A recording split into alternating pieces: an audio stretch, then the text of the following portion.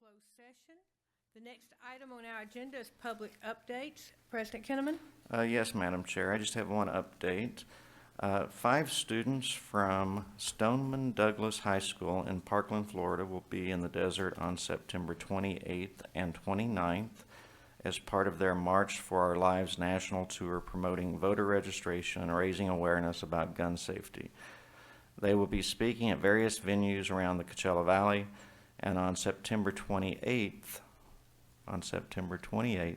at 3 p.m., 2 of the students will speak to our students, faculty, and staff in the MSTC classroom, number 250. We'll send an announcement campus-wide once we have all of the details from the host committee and everything gets finalized. That's it. Excellent. Our proclamation. Oh, did I skip that? Mm-hmm. How did I do that? Maybe you had other things in your mind? Yeah, I probably do. Yes, at this time, I'm glad you're there to support me, though. At this time, we would like to welcome Jonathan Jorges, Instructional Computer Support Specialist for Disabled Students Program and Services, who will now read the proclamation for National Disabilities Employment Awareness Month. Good morning. Thank you. Proclamation, National Disability Employment Awareness Month. Whereas in July 1991, President Bush signed into law the Americans with Disabilities Act to promote and protect the rights of American citizens with disabilities, establishing a national mandate to end discrimination. And whereas the civil law applies to the 50 million Americans with disabilities, comprising the largest single minority group in the United States. And whereas disability is more often an attitude than a lifestyle. And whereas eligibility to the grouping as disabled is inclusive and transcends issues of race, ethnicity, age, gender, and economic status. All are eligible. And whereas contributions made to society, civilization, and the whole human experience by individuals with disabilities should be acknowledged and celebrated for the benefit and betterment of all. And whereas the purpose of the National Disability Awareness Month is the enlightenment of all Americans to the abilities of the individual and the inclusion of their needs of all citizens in issues of equity, access, education, and employment. And be it further resolved that the Desert Community College District declares and affirms the month of October as National Disability Awareness Month and celebrates the lives and contributions made by individuals with disabilities to promote enlightenment of individual abilities. Thank you. Thank you so much. Thank you. Introduction of new employees. Thank you, Madam Chair. We have a lot of new employees, so the first one up has to stand the longest. I apologize, so come on up and stand, and then we're going to do a photo right afterwards, okay? First, we have Marisa Banuelos, full-time instructor sociology. Marisa was born and raised in Los Angeles. She received her BA from UCR with a major in sociology and a minor in women's studies, and her MA from CSUF. Her areas of interest include race and ethnic relations and educational inequality. As a first-generation college student, she believes in the importance of great mentorship and seeks to support students in their lifelong journey for success. Next, I'd like to introduce Becky Blackhawk, full-time instructor nursing. Well, we're gonna read about Becky. Becky obtained her BSN PHN from the St. Catherine's University of Minnesota and worked as an RN in Los Angeles for 11 years before moving to Palm Springs. She completed her MSN from Mount St. Mary's, Los Angeles, and in the nurse educator concentration. She has a strong background in public health nursing and is ANCC board certified in ambulatory nursing. She's an avid reader, forward-thinking about technology and healthcare and teaching, and believes students should be taught in a culture of dialogue and mutual respect. Becky is also federally recognized as a tribal member of the Winnebago tribe of Nebraska and applies her indigenous culture value systems to the care of and teaching care of elder people. Next, we have Maria Elena Cruz Santoyo, full-time instructor, English as a second language, non-credit. Elena has been teaching English as a second language for over 13 years. She began teaching in private language schools and later becoming head instructor and program coordinator of 2 institutes for international students. In these roles, she worked closely with the administration to obtain accreditation, develop the academic program and ESL curriculum. After completing as a faculty internship with the Los Angeles Community College District, she went on to teach in credit and non-credit ESL college programs, both in the classroom and in learning and language labs. Alaric Doria, full-time instructor, physics. Alaric was born in Visalia, California. After graduating from high school, he attended College of the Sequoias and Clovis Community College. He earned his BS and MS in physics from CSU Fresno. While a graduate student, he taught physics lab courses. Prior to joining COD, he taught introductory physics classes at College of the Sequoias and West Hills College, Lemoore. Next, we have Claire Dostal, full-time instructor in mathematics.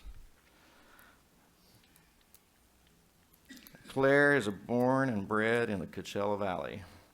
She started her college education at College of the Desert. Yay. Yay! So, Claire, is it just me and you in the room or what? So, at College of the Desert, where she developed an interest in math. She transferred to Cal Poly San Luis Obispo and received her bachelor's and master's degree in math. While in graduate school, she taught pre-calculus trigonometry for a year and discovered that she might want to pursue teaching as a career. She is very fortunate to have an opportunity to work at a college she knows and loves. We're fortunate to have her. And, Yes. That's right, we're happy to have her. Yay, math. Amy Glover, Yeah, math full-time teacher. instructor, biology. Amy joined COD last spring as a biology adjunct and is very excited to be back teaching full-time. She graduated from Central Michigan University with a bachelor's degree in biology and a master's degree in biological oceanography from the University of Southern Mississippi. For the last 3 years, she has traveled and taught at different national parks throughout California. She taught ecology, backpacking, and rock climbing at Joshua Tree National Park, and she fell in love with the desert. I couldn't refuse that, resist that at all. In her free time, Amy enjoys trail running, backpacking, and rock climbing. That's great. All right, next we have Dr. Saheba Khurana, full-time instructor, chemistry. Dr. Khurana is from Vancouver, Canada. She completed her bachelor's degree from Tougaloo College in Mississippi, I'm sure I got that wrong, and a PhD from the University of British Columbia in computational physical chemistry. She has been involved with undergraduate chemistry for over 12 years in various roles. She has taught at Douglas College, Capilano University, and British Columbia Institute of Technology. She is new to the desert and still discovering the area. Other than teaching, she enjoys traveling, reading, and scrapbooking. Next, Dr. Daniel Mayo, full-time instructor, again, chemistry. Dr. Mayo grew up in South Central Pennsylvania and graduated from Shippensburg State University with a BS in chemistry and physics.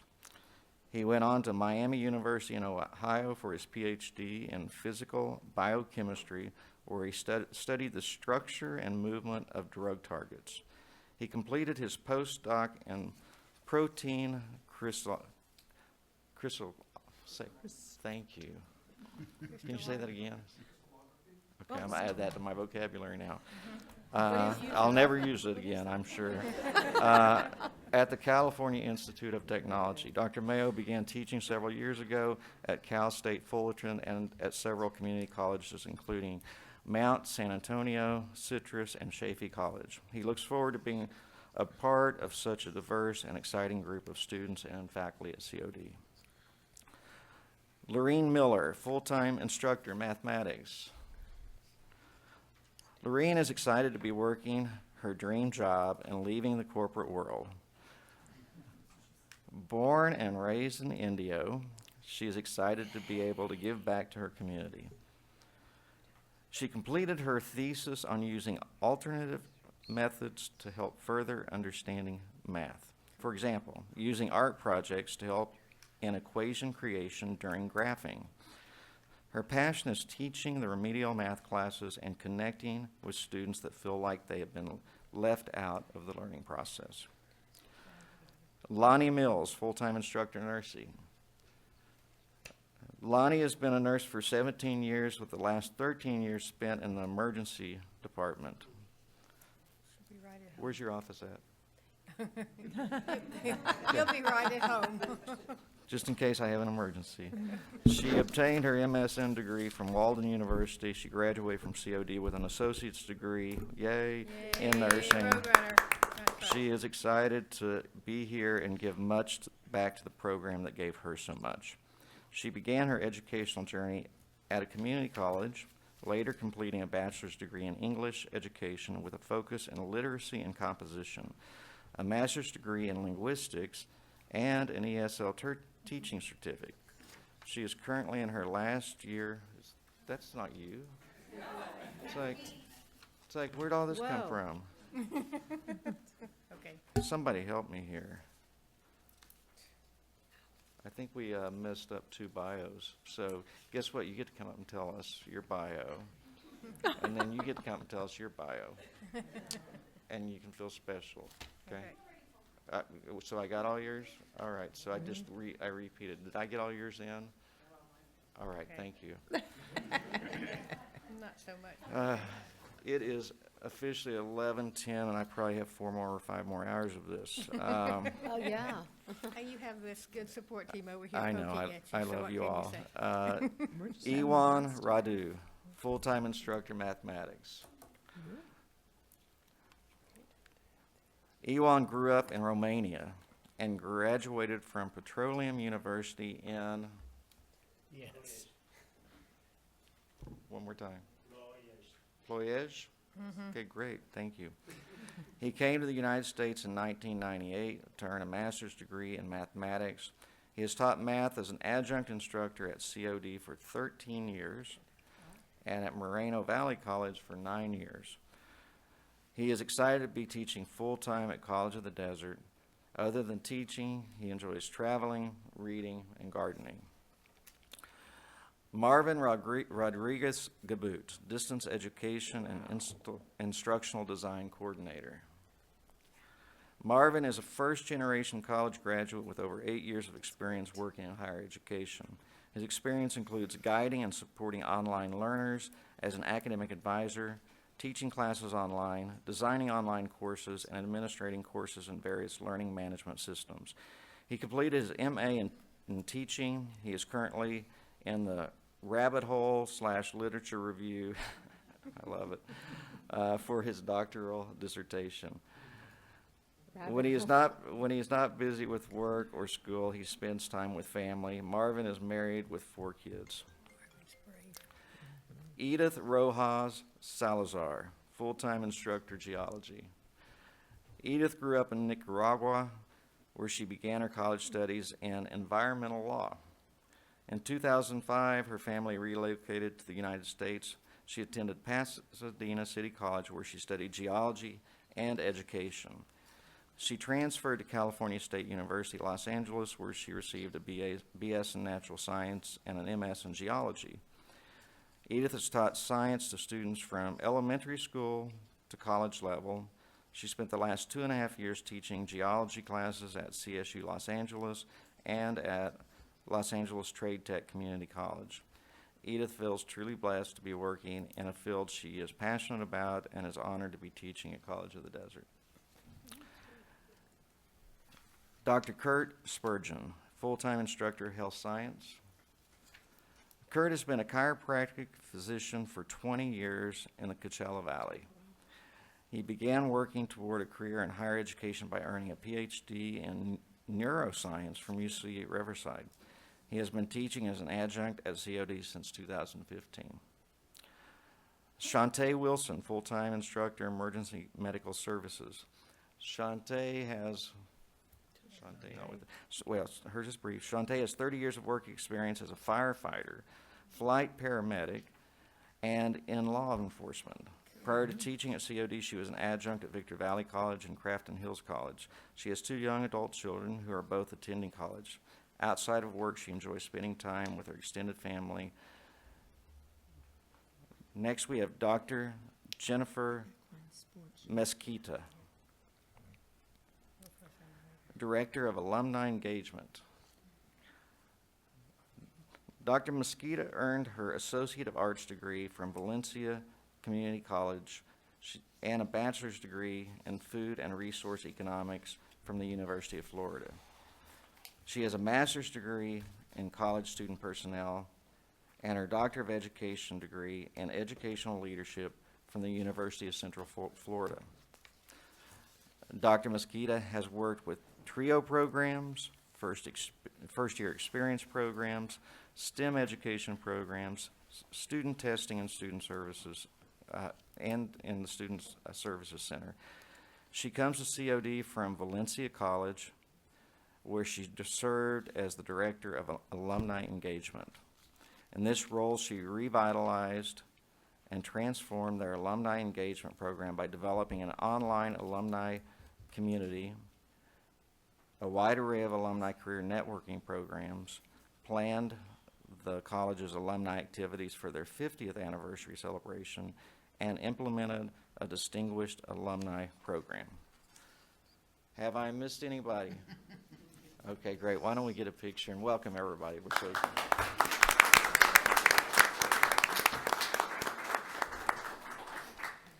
We're so glad to have you here at College of the Desert. You will be such great additions to our college community. Widescreen. Widescreen? That's right. You need a widescreen.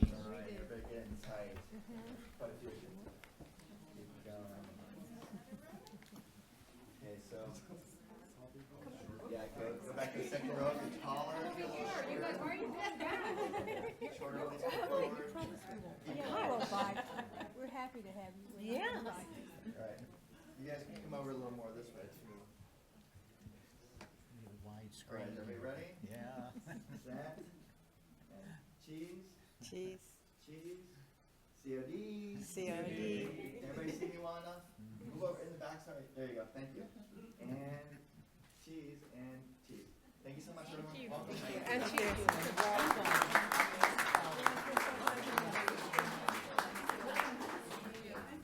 What a great group of new members of our community. Science and math, I like A that. lot in science and math. Someone that actually knows what estuarine biology is.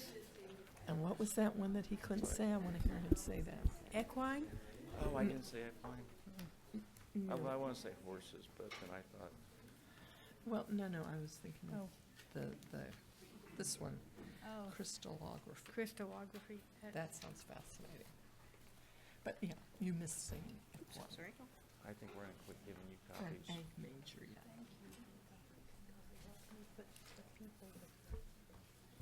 You're an egg major. Just say it. Let them figure it out. Be proud of that. I know Well, I'm that glad there. it's Friday. Aren't you Yeah, I'm glad it's Friday, I'm yes. picking on you again. A lot of time and effort from our college community goes into selecting new faculty. I think they've done an excellent job. So I'm very proud to have not just this new set of folks that we got to meet today, but those that have been introduced before. Our faculty is filling in some positions that I know they've searched for the right person for a long time. So it's very good to have this opportunity to meet them. Next item is reports. Associated Students of College of the Desert, ASCOD. Oh, we recognize you. So,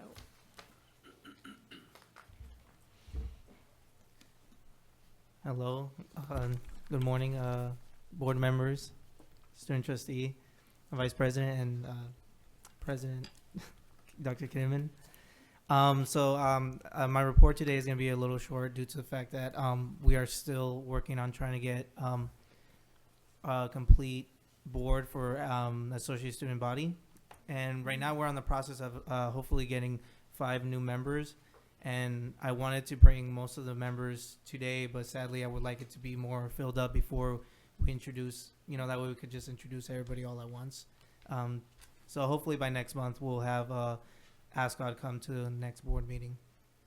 But other than that, we have a Club Rush that's going to be on Tuesday and Wednesday of next week, so to the 25th and 26th. And if you guys would like to attend, or if you would like to attend, it's going to be from 12 to 4 p.m. And you'll be able to see all the clubs there. There's going to be food, entertainment, and just student life going around. So we hope to have a successful Club Rush, and yeah, we just hope that clubs show up and students are involved and sign up to the clubs that they like. Other than that, we had our first Fine Food Bank that happened last week on Tuesday, which is always a success, and I think it's a great help, and I think I always see students line up to wait for food, so it's a great benefit to always have the Fine Food Bank show up every second Tuesday of the month. So other than that, there are no other reports, or nothing else I'd like to report on. So thank you very much. thank you so much. Dr. Kinnaman, on some occasion, could we have a list of the active clubs that our college has? Yes, we would. We have a number of them, and it'd be very interesting to know. Thank you. CSEA?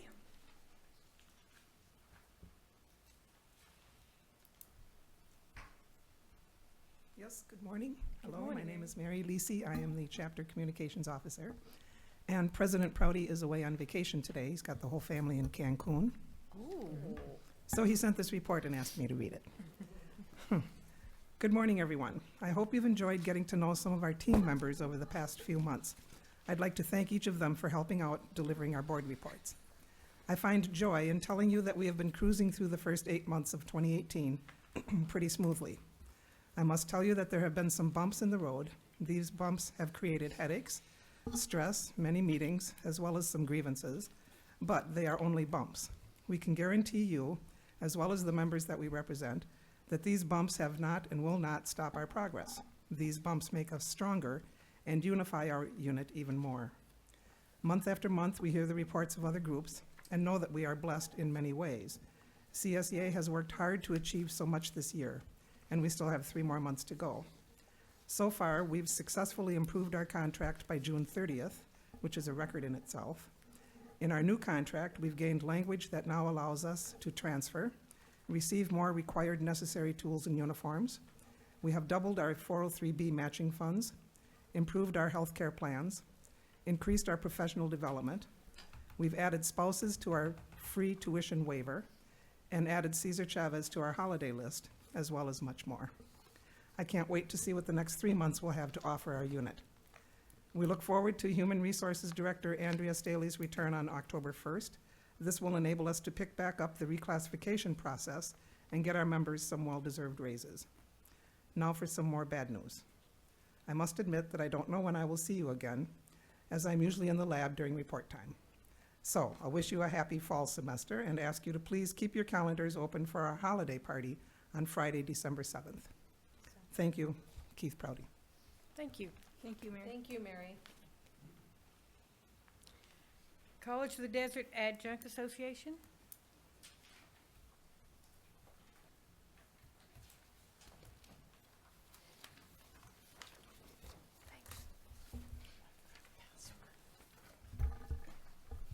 Oh, it's awfully close. I'll sit back here. Good morning, everybody. Good morning.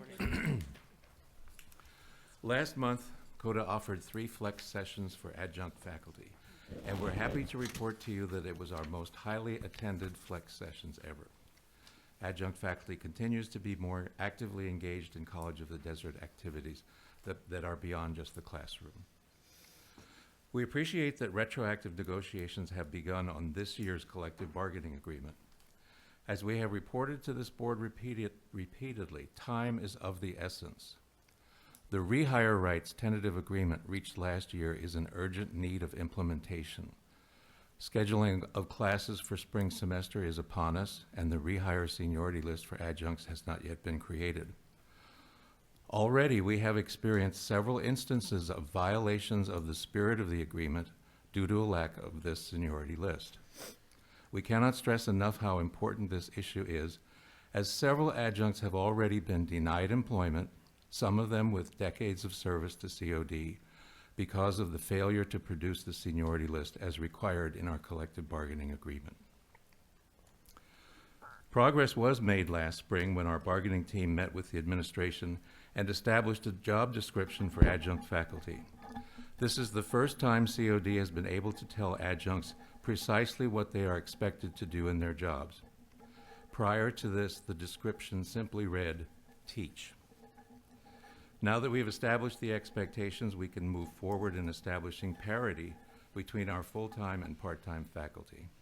We have identified exactly what we both do and what we are held accountable for. Now we must be compensated for equal work. We are also awaiting discussions on the adjunct evaluation process, which was proposed by this district almost 2 years ago, but for which we have yet to have meetings. In short, we are over a year behind, and we're not catching up. So I hope we can get these matters resolved quickly. Thank you. Thank you. College of the Desert Faculty Association?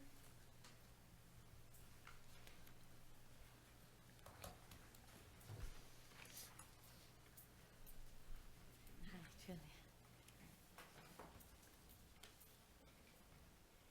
to give this to Dr. Kim and myself, because get your bowling on. You know we're really good at this, right? I think you and I were the low scorers. I think so, but we get prizes for that. Absolutely. Highly competitive, huh? Second annual faculty admin bowling. So, John, can you thank you. So if not, your son can show you how to do that.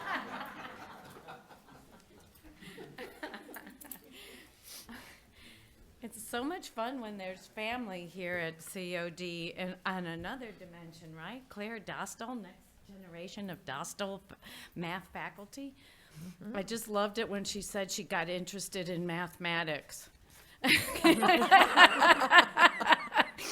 just thought that was so cute. With two Interesting. parents who are mathematicians, what else could have happened? Ah. Anyway, good morning, everyone. As the new academic year begins, we extend a very warm welcome to our new faculty and staff. By my count, what I've been given from HR is that we have 15 new faculty unit members. 7 are tenure track and 8 are temporary full-time. At least 90% are in math and science. So this tells us something. We are meeting with our new unit members, and we're enjoying getting to know them. But as we can see by the numbers, we need full-time tenure track faculty, and particularly in the math sciences, as you can tell.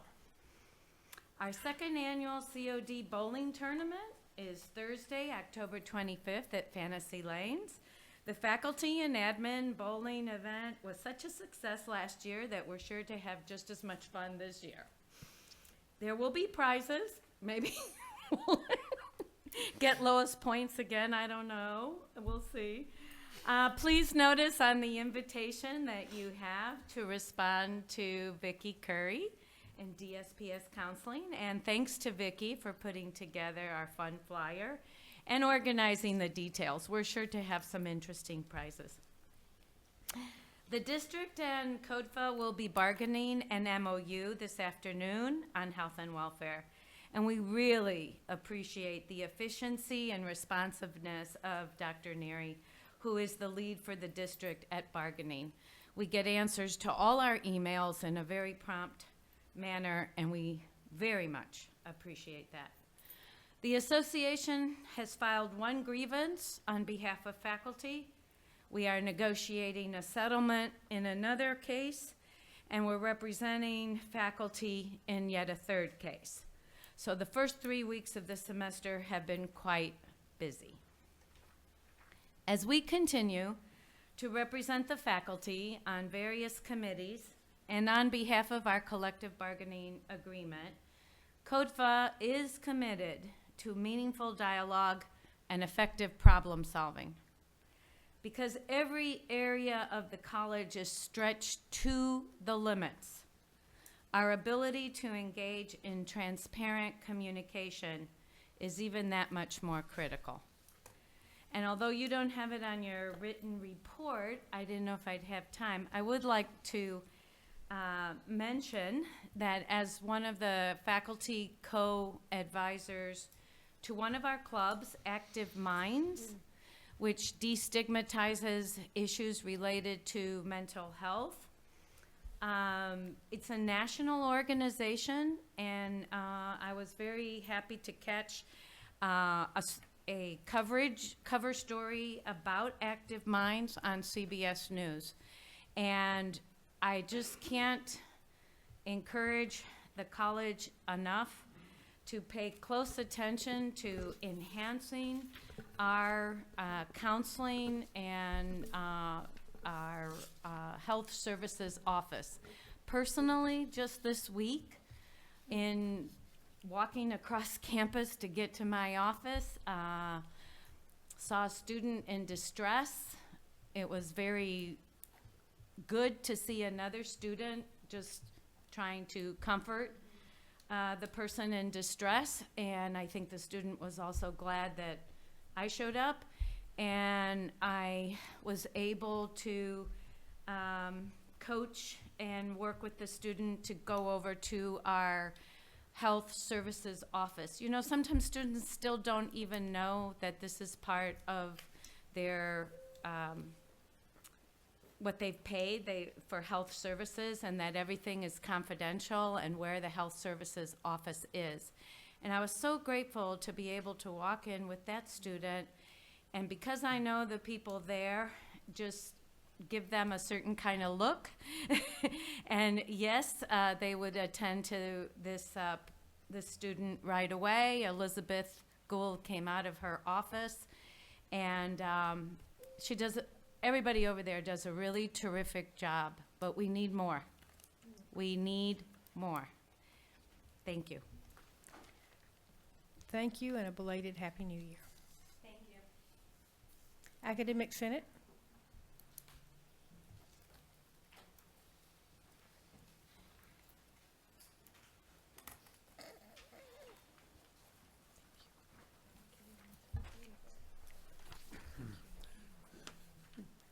I don't know which way to do this. Good morning, everyone. Good morning. Beginning of the fall semester finds faculty with a renewed enthusiasm, I feel. Maybe many of them took a summer to kind of recharge, although there's a commercial on TV where you can just buy a little bottle now to recharge, but I don't know. Good luck. I would like to first state that during the first year and now my second year as Academic Senate President, I'm extremely fortunate to have such capable faculty serving as chairs on the Senate committees. This includes continuing faculty whose expertise and experience is really so helpful. And that includes Donna Green, who has shifted over to Chair of Faculty Development, and Kristen Smith, who's the Chair of Educational Technology and Distance Education. And then the new folks who certainly jumped into the position, and certainly we haven't missed a beat. And that's Oceana Collins as Chair of Ed Policies and Practices, Kim Dozier, Chair of Outcomes and Assessment, and John Learned as the Chair of the Curriculum Committee. We also have a new adjunct faculty representative, and that's Michael Gladich. The Senate Executive Committee participated in a retreat on August 18th with the President's executive team, in which we laid the groundwork for our two teams to collaborate for the academic year in support of our students and their success. This past week, Donna and Kristen attended a guided pathways training for faculty sponsored by the State Academic Senate. This will help with our task of getting the faculty here to better understand the program and how to get involved. Our transition to Course Leaf, the Curriculum Inventory Management, whichever you have to call it KIM or they don't know what you're talking about, is going smoothly, and John Learned is really helping faculty by providing extra hours of help sessions in the Faculty Innovation Center. I recently found out that the UC Pathways project with the Chancellor's Office, which is similar to our ADTs, has made significant progress, and very soon there will be 2 pathways released. And much to my joy, it's chemistry and physics are the first 2. Very cool. They will be requiring approximately 65 to 67 units for the COD students prior to their transfer. And it will guarantee students acceptance to a UC in those areas, similar to what the ADTs do for the CSUs right now. Of course, these programs will have to be approved by curriculum in the Academic Senate, and I assume eventually you guys will see them come across your agendas. The Chancellor's Office also has signed an MOU with the Association of Independent California Colleges and Universities, accepting 11 of our current ADTs for students transferring to their institutions. As usual, I want to acknowledge a couple Mesa students. Viviana Dominguez and Michelle Pichardo Munoz were participants in this past summer's CREST internship program at Cal State San Bernardino. As a result of their research, they have both been accepted to present their work at a conference for undergraduate women in the physical sciences at the University of Nebraska this next month. Excellent. And they both have received full travel scholarships to attend. That's great. Yeah. Lastly, I'm very pleased to finally be able to announce something I never thought would come from my idea to promote undergraduate research here at College of the Desert through mostly a winternship model. It all started, as we like to say, in the dark of winter during our NSF CREST winternship a few years ago.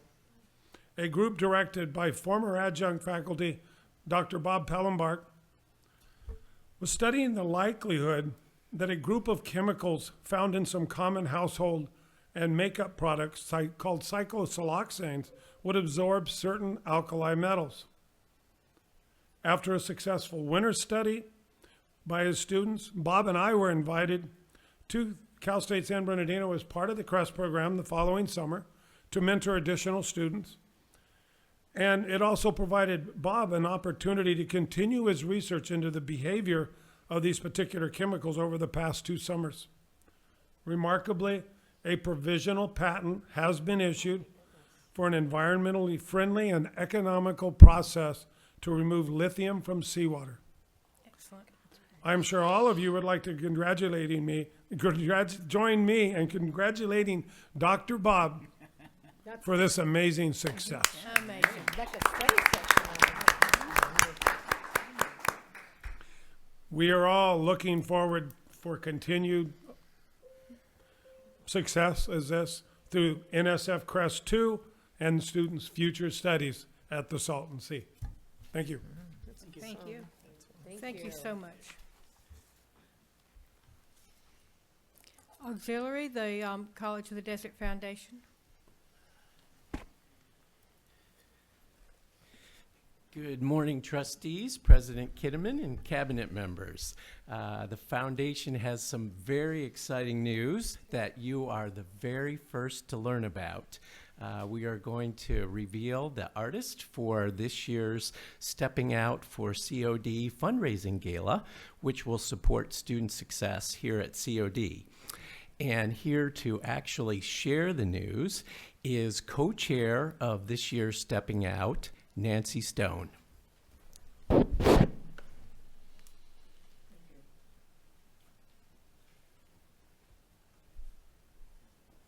Good morning. It is such a pleasure to be here to share this news with you. We have an exciting star performer for COD event on March 20th, and it'll be Patty LaBelle. Oh, wow. She is considered one of the great divas of music, of gospel, rock and roll, R&B, a mixture of everything. She does her performance with grace, elegance, and panache. And I'm sure you're going to be thrilled to attend this performance on March 20th. We have developed 8 levels of sponsorship, ranging from $1,000 up to $100,000. At this moment, we have already raised approximately $150,000 prior to the announcement, and we expect to have about $500,000 raised.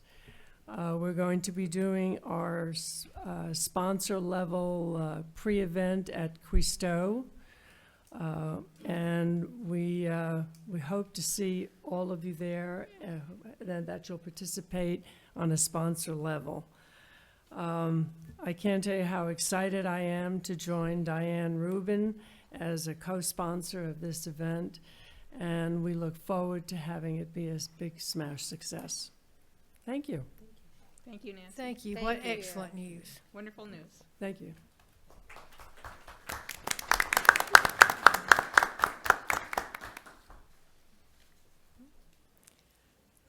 That concludes our report. Now we move to our governing board. Student trustee. Thank you, Madam Chair.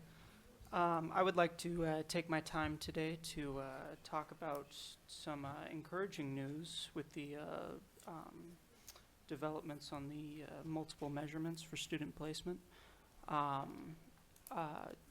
Over the course of this semester, I've been happy to find that a lot of students on campus are aware of the changes on the state level, and they are looking forward to the implementation of a guided pathway, or at least what they're aware of from that program. I have in front of me a article from Inside Higher Ed that shows one of their assessments from a set of control groups and program groups. And we're seeing, in some cases, double-digit completion rates, like improvements in completion rates across both English and math. This will hopefully be a very positive change for the students at College of the Desert, and from what I can gather from the student body, they seem very grateful for the change. So I'm thankful to the state and for our governing body here for trying to implement this as swiftly as possible and to roll out guided pathway so that we can best serve our students. And other than that, I would like to just say thank you to the faculty and staff for starting us off really well this year. It's been good. Thank you, Madam Chair. That concludes my report. Thank you so much. Trustee Wilson. Thank you, Madam Chair. Report will be brief. And mostly because I've been physically moving to a new home, so haven't been able to attend a lot of events. But I would like to offer, along with my trustees, a welcome to the new COD employees. And what a great endorsement it is to see those who came here as students now come back as teachers. So it really says a big statement about College of the Desert.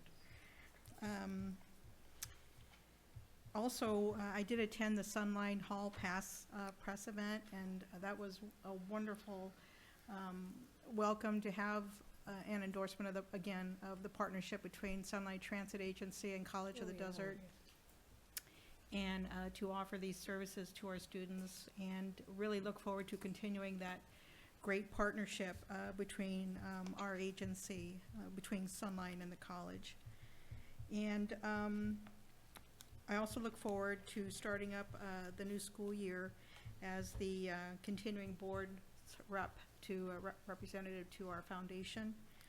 We've had some exciting news today, and I look forward to welcoming the new Director of Alumni Engagement, and looking forward to working with the foundation this year. Thank you, Madam Chair. Thank you so much. Trustee Sanchez Fulton? Yes, thank you, Madam Chair.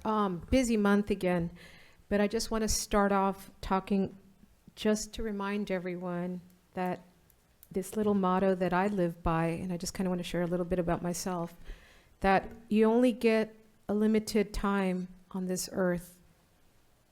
Today is a good day to do something great. As always, I just kind of want to let everyone know, every day we have a moment to make someone smile or to make a difference with people. So on that, I just kind of want to go over our busy month. We've done so much, and I just want to thank Coachella Valley for us at the College of the Desert to be with you in all your community events. Attended the Sun City Country Club yesterday evening along with the assemblyman, and it was wonderful to really listen to our community, because they're hearing about the College of the Desert and they want to know more. They always say, what else are you guys doing? We don't hear enough of you guys. Please let us know. We want to volunteer, get involved, be on our alumni, be in our foundation, so that we're doing all great things, all the teachers, all the faculty. Also during the month, that's just one, we attended the Palm Desert Chamber Mixer. What was wonderful about the Chamber Mixer is that I got to see a lot of our alumni that are now entrepreneurs and working for a lot of our Coachella Valley businesses. So it was awesome to see former students, people that were in student government, now entrepreneurs and staying in the Coachella Valley.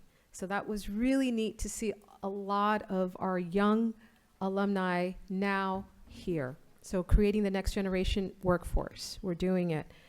Also attended the LULAC Inland Empire meeting, where I'm the president, and what we're doing, if I may, is doing something very, very important, going and doing voter registration drives at the high schools and talking about pre-registering them so they're ready to vote. So that's something that we're very, very proud of to do at all our different high schools out here in the Inland Empire. Something very special that I attended was our St. Elizabeth's Church in Desert Hot Springs Mexican Independence Day celebration. It was a wonderful event. Why? Because so many of our families in Desert Hot Springs came up to me, and because of all of you, they're now they all learned English at our local, because they don't have cars, a lot of them, so they're coming to our Desert Hot Springs campus, and they came up to me and they thanked me. And I said, don't thank me, thank our staff, thank our faculty. They made it possible, and thank our president that made this opportunity. And so they would just come up to me and they go, I can go to school, I can get my GED, I can now learn English. So it was so wonderful to get that feedback. So it was really, really neat to see a lot. And a lot of our students were performing at that event. So I just want to really thank the Ballet Folklorico that performed from the College of the Desert. That was really beautiful to see that. Once again, we attended the most beautiful COD Veterans Art Exhibition. This was, to me, one of the highlights of our college, honoring our veterans. This was I just want to thank the team at the Arts Gallery to put on such a special event for the Coachella Valley. Really got to talk to the artists, and they were just wonderful that we acknowledge them each and every day for them. Also, would like right now to publicly thank, I don't know has anyone seen our new Cintas? We have a new Cintas, first aid kits just popped up. So just want to thank, Madam Chair? I want to thank Cintas Corporation for giving us that opportunity to put that all over our campus. Our first aid kits are so important. Also attended, let's see what else. Oh, the EQCA, Equality California event in Palm Springs. It was a wonderful event to connect. And, the city council from Palm Springs were there. It was a really wonderful event to attend and represent the College of the Desert. Excuse me, Madam Chair, just one more comment. And something that is so important is jobs. Yesterday, our team of College of the Desert. There was a big job expo. And next week, I'm also looking forward to attend this Thursday. I just want to make sure that I get this right. We're having a career fair here at the college Thursday, and I just kind of want to make sure from what time till what time? It's October, I'm not sure. October, is it October? Yeah, the one you're thinking of is in October. I have No. the date written down, but I don't have, we may be having another. We're having another, We may be there it having is. another. Oh, this, the. Hospitality the Hospitality, right. that, thank you, thank you. Hospitality, right. Right, that has, if we could put that, yeah. So That's good.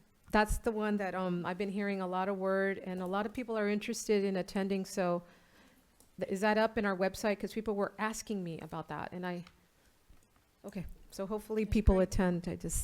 Where do they go? We'll put that up in our website, so hopefully we'll have that. So thank you very much. And also, I just want to make sure, I always bring this up at every board meeting, I've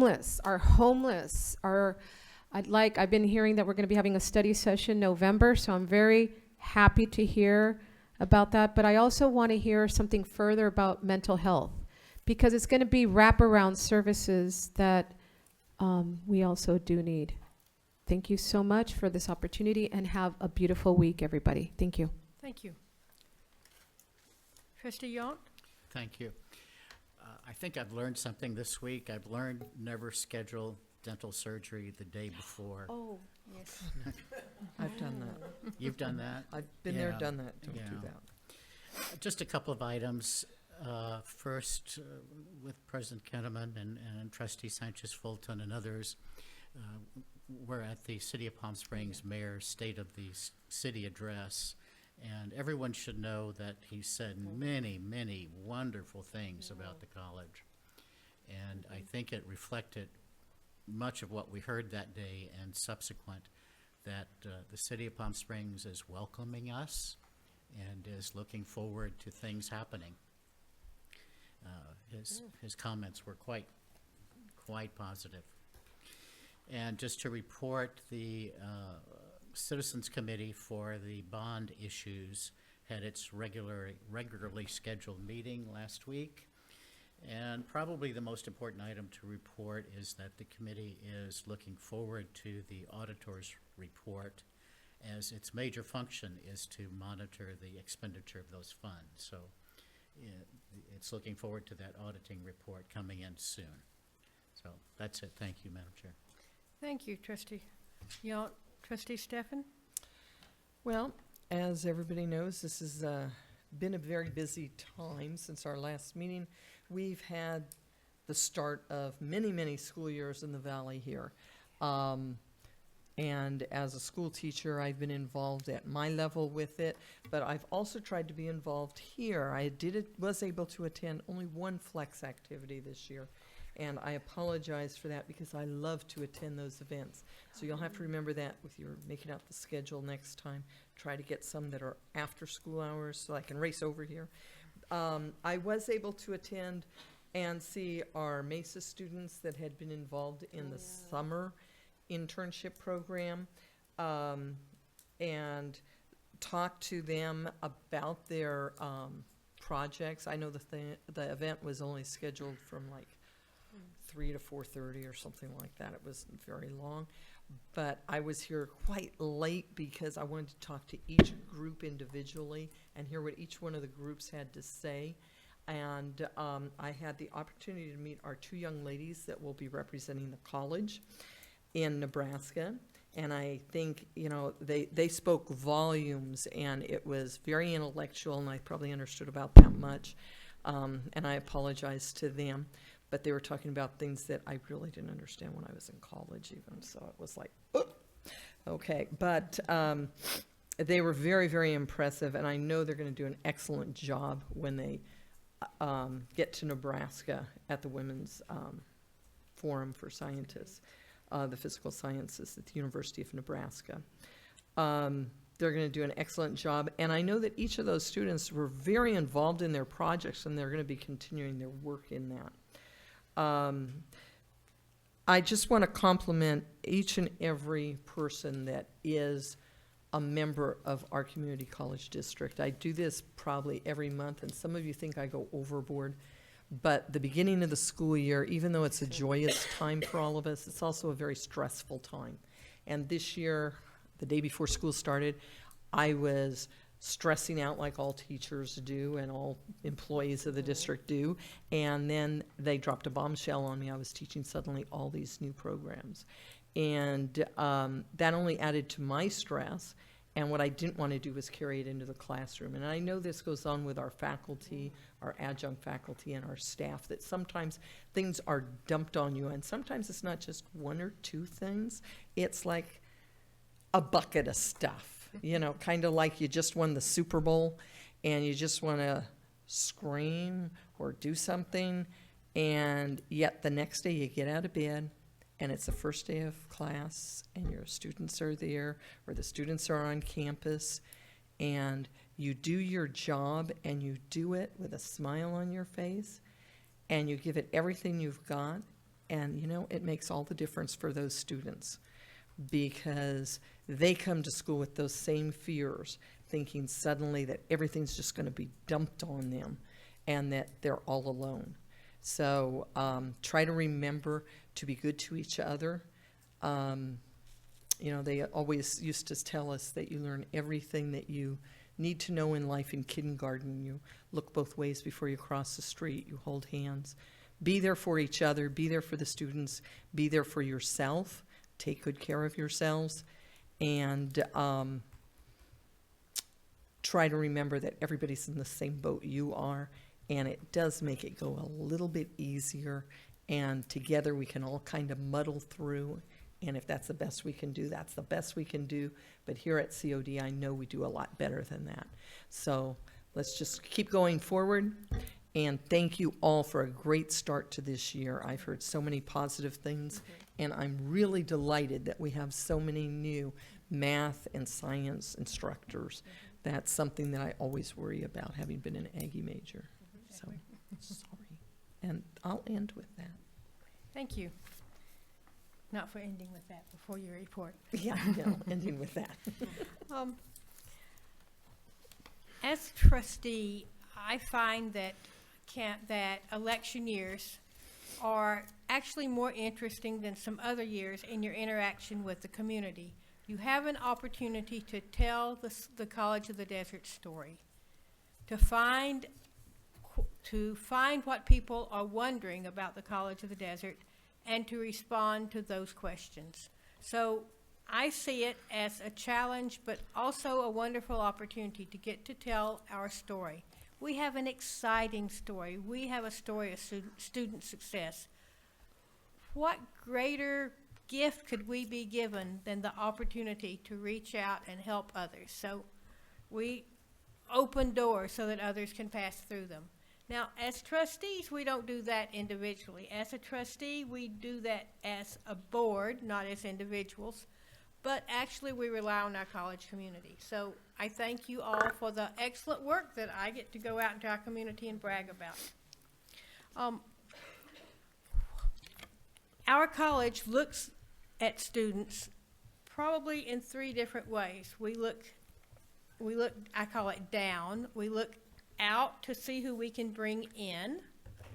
We try to continue to nurture our student success while our students are here.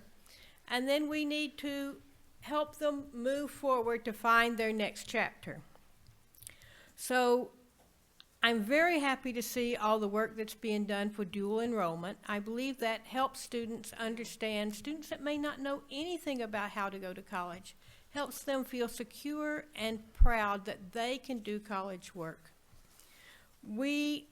The new hall pass is so exciting because we know that students in our community have trouble with accessing our college.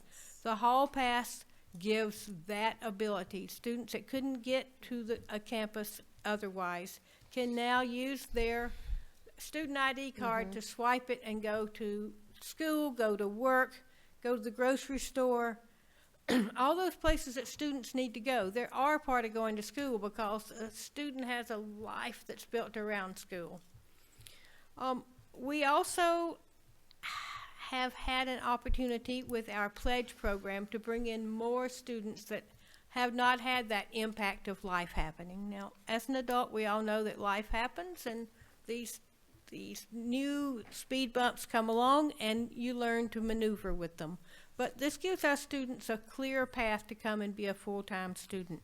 It's changing the entire nature, the entire complexity of our campus. It gives us new challenges, but it gives them new possibilities. That again is thank you to the college community for doing that, and thank you to our donors who are helping make that happen. The Hall Pass would not have been possible without the Alumni Association, without the foundation, without our local city council person standing up for us, and without our community members. We've pushed that since 2004. Because I've been pushing it since 2004, and I certainly didn't come up with the idea. So it's been out there a long time. I'm so proud that there was a grant that was written, that Sunline was lucky to win, and that our students' needs are being addressed. I live in a rural community. We have community councils and community services districts. At those councils, you think every time, we've told this story. I wonder if they're even going to be interested. Every time they're interested, every time there's a new person that steps up and says, can you help me? So as I run into, and as we run into these people of the community, often what we can do is say, yes, thank you very much for that question. Let me direct you toward the proper staff person. But that makes a big difference when they have a personal contact and they can say, oh, I ran into trustee, and put in whichever of our names, and they said to be in touch with. So we send that note, usually to the president's office, and it gets sent to the proper staff member. When you get those strange notes from us, thank you so much for responding to them.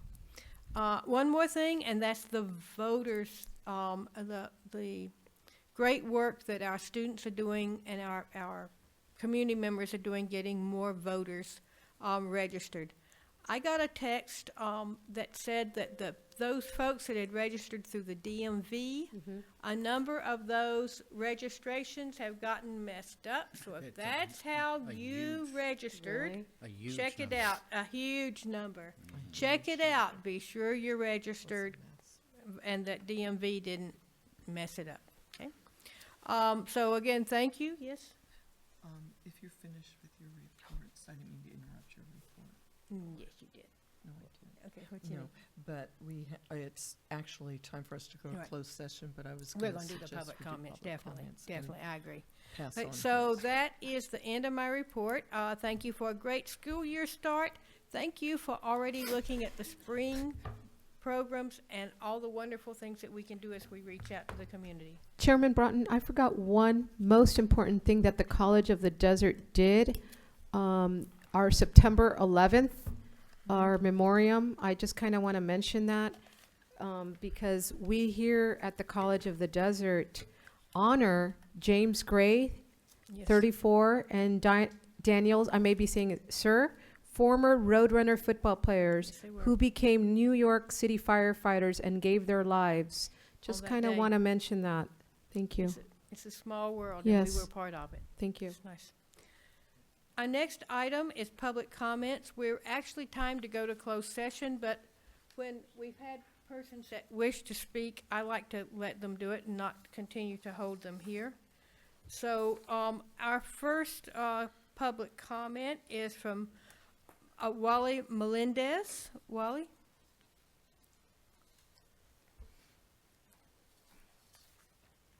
Wally, this is not directed to you, but it's what I'm required to read before I let someone speak, so excuse me, please, while I insert this. Persons who wish to speak to the board on any item may do so at this time. There's a time limit of 3 minutes per person and 15 minutes per topic, unless further time is granted by the board. Your comments will be timed, and you'll be asked to stop speaking when the timer sounds. Please understand the board welcomes your comments, but are not able to respond. So thank you, Wally, for being here today. Thank you, Madam Chair. I'm Wally Melendez, and I'd like to thank you for this opportunity. COD Board of Directors and District trustees and staff. I'm a student here, and I started here in January 1917, when the weather was so beautiful, and I said, where did I miss this place? Until the summer got here. I said, how the hell did I end up here? Okay, so I've noticed several things. I've noticed many things since I've been here. I'm not a young guy. I'm an Army veteran, and I've been through a lot of things and a lot of pain and so on. And what I noticed about this college, and I've been to several colleges, and I started out in electronics, and my wife had other ideas. She's gone a long time ago. But I've noticed that the Coachella Valley is a unique place, and it's a good place. And it's not a poor place. And I've noticed, so I'm going to taking classes, and I'm noticing that we get a bunch of high schoolers. And this is a 2-year college. So we get high schoolers in and high schoolers out. And I'm going, what the hell is going on? Well, what's going on is this. It's a 2-year college. This college needs to be converted to a 4-year college. What I gather from the little signs here and there, this institution was established in 1958, before the Vietnam War, where I was drafted for. And so you're turning out, if they do graduate, they go out with an associate's degree. Let me tell you something, people. An associate's degree is for a vocational guy or girl, for a carpenter, for a welder, whatever.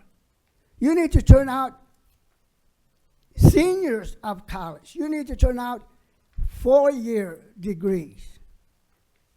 The kids, the high schoolers that come here, they don't have any idea what a freshman is.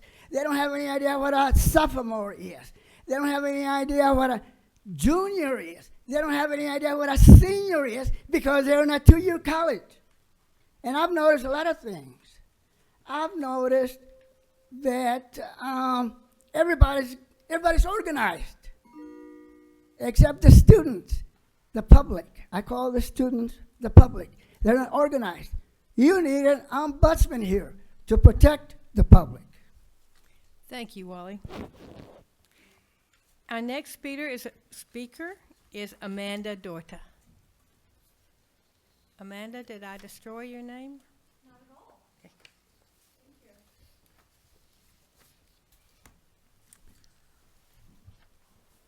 Good morning, good afternoon, Mr. President, trustees, and the chair and of the board, chairman of the board. I've prepared an address that I'd like to read to you. Please pardon my informality. My name is Amanda Dorta, a College of the Desert alumni. Thank you for the opportunity to approach the board. Before I begin, I would like to personally address and thank Trustee Mary Jane Sanchez and extend my gratitude for her influence and encouragement in the development of my career. I approached the board as a community development enthusiast in the Coachella Valley, as well as a representative and events coordinator of the Venus de Fido Events, Wellness, and Fitness Center in Palm Desert, located on Alessandro Drive. This fabulous event location happens to be located within walking distance to the College of the Desert campus. I've outlined our requests for your consideration below in the document that you all have in your folder there. 1, Venus de Fido is interested in creating opportunities for College of the Desert interns, as there are 6 points of sale within Venus de Fido with various opportunities that would align with many different majors. Number 2, Venus de Fido would like to express our desire to partner with College of the Desert for fundraisers for student life events that could be curated within our various event spaces. Lastly, I would like to invite each member of the board to experience a personal salt cave session in the only Himalayan salt cave in the desert, located within our full-service spa. Please accept these folders containing information about our location, details regarding our request for partnership, and cards that will allow the board to redeem a day of fitness and a Himalayan salt cave at the complement of Venus de Fido. We look forward to connecting regarding our requests and further discussion about possible collaborative efforts. Thank you very much for your time and consideration, and I would look forward to seeing all of you there. Thank you, Amanda. Our next speaker is Tim Nakamura, our Director of Public Safety.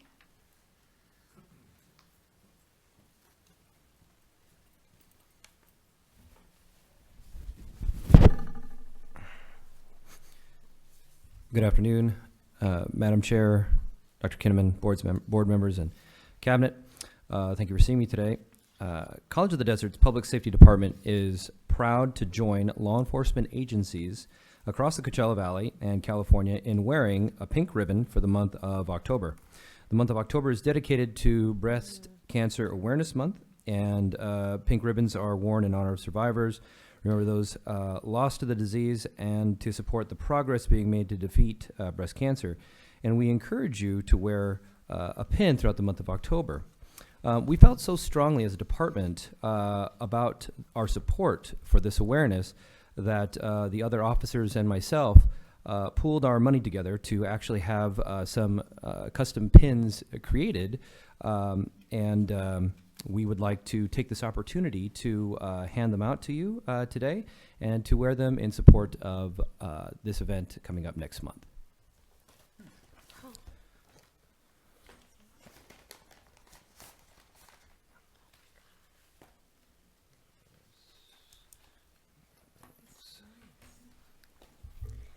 Thank you, Tim, and I'm so relieved because I've seen those officers standing in the back all day, and I wondered there was something happening that I didn't know about. We wouldn't tell you.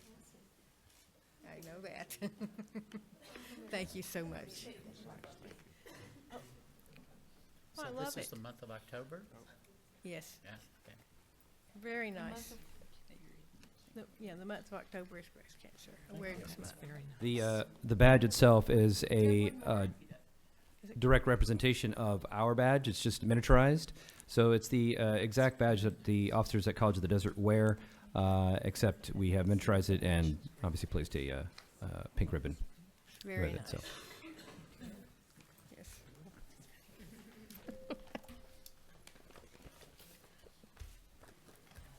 Thank you for your thoughtfulness. Thank you. Thank you very Okay. much. President Kinnaman, with your permission, we will close and go to closed session. This is actually a perfect time for us to recess, but it will give your report as we come back because I skipped that. Okay? So this is a perfect time for us to recess to closed session. If there are no objections from the board, thank you. The board will reconvene at 1:30. I'd wrap the gavel, but I'm putting on the pen.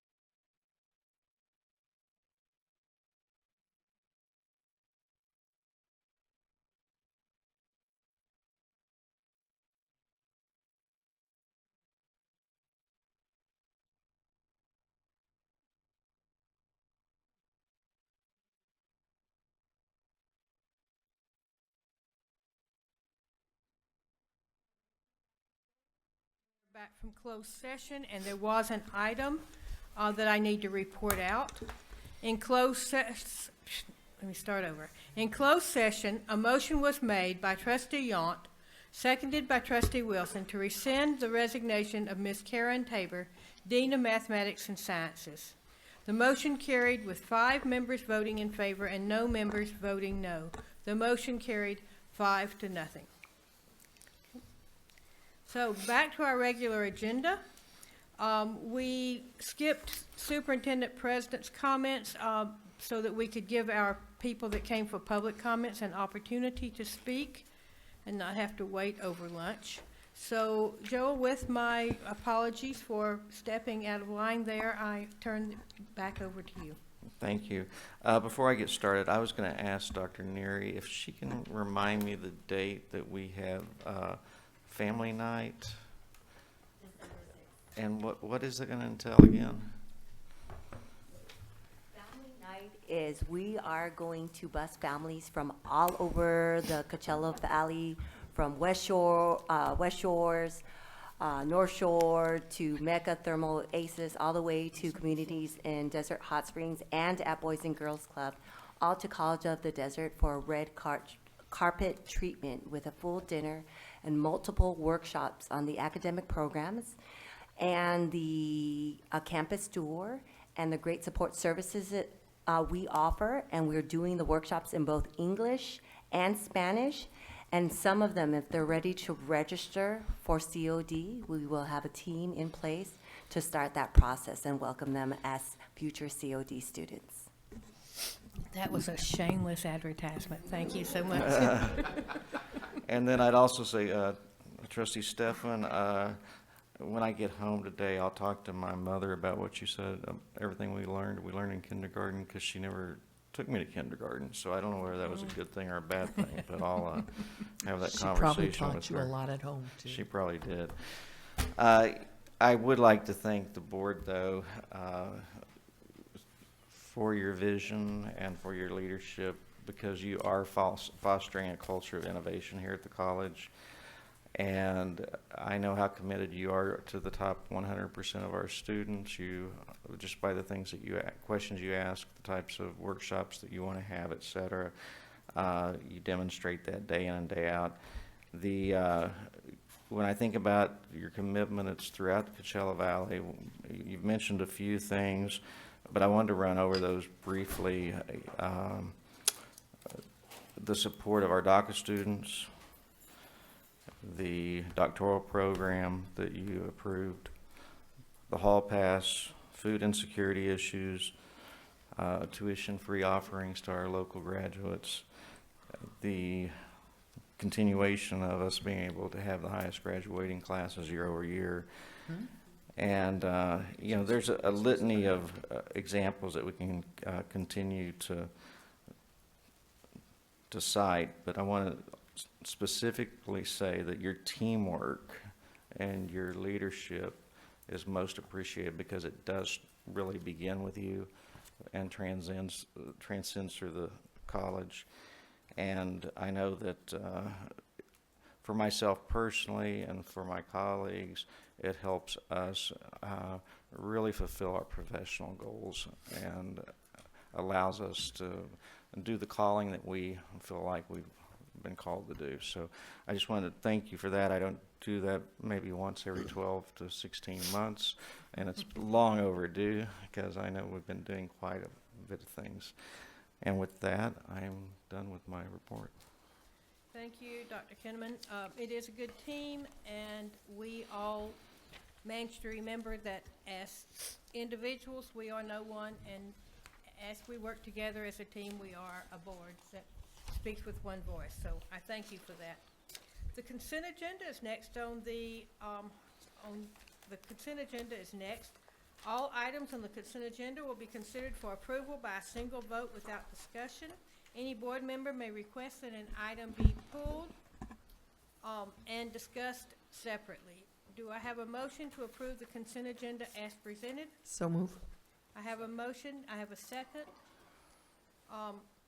This is discussion. Is there anything that anyone wishes to pull? Hearing none, I have a motion and a second, so I'm ready for the vote. Student trustee Ramont? Aye.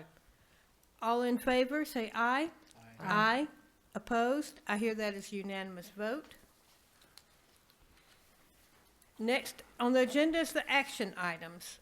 There was nothing pulled, so 1501 is finished. And the next item is 16, Board of Trustees, Board Member Travel. Do I have a motion to approve the Board Member Travel as presented? So move. Second. I have a motion and a second. Discussion? Hearing none, boy, we all have read our agendas really well today. Okay, good deal. There is no discussion. Student trustee? Aye. All in favor? Aye. Aye. Aye. Opposed? I hear that is unanimous vote. Okay, I need to find my next items. Now we're to action item 17.01. I'm reminding you all that we have added an item, which is we're calling 17.0101. And I'm thinking that we're going to do it first, because it may be the bumpy part. Madam Chair, you should take it after. Okay, you want me to take it after? That's fine. Works for me. Okay, so the first thing will be the public hearing for the 2018-2019 final budget. California Code of Regulations, Section 58-301 requires the governing board to hold a public hearing on the proposed budget prior to adopting a final budget. Each speaker will be allowed a maximum of 3 minutes per topic. 15 minutes will be the maximum time allotment for public speakers on any one subject, regardless of the number of speakers at the board meeting. At the discretion of the majority of the board, these time limits may be extended. The Board of Trustees now opens the public hearing for the proposed budget. Would speakers who wish to address this item please come forward and state their remarks? Time, 1 minute. My timer here. Timer's 2, 1. 2 minutes. 2? Mhm. You got it up.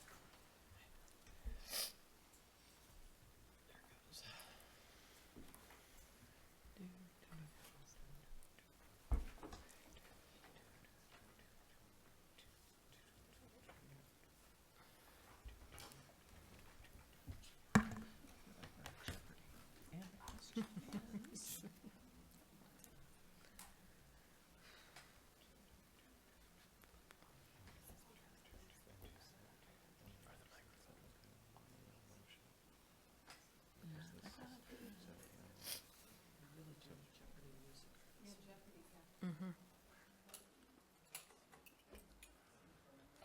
I lost my little.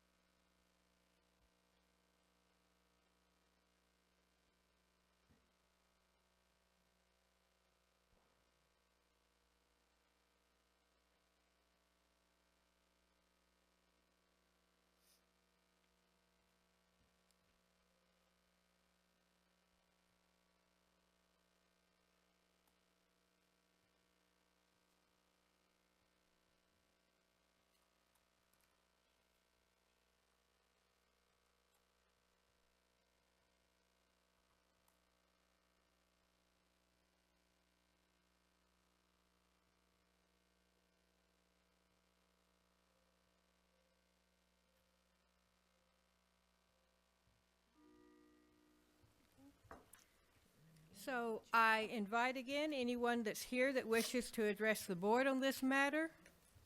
Seeing none, I thank you. I now close the public hearing. Okay. And now my sergeant at arms may. Oh, that's Oh, there, she found it. There we go.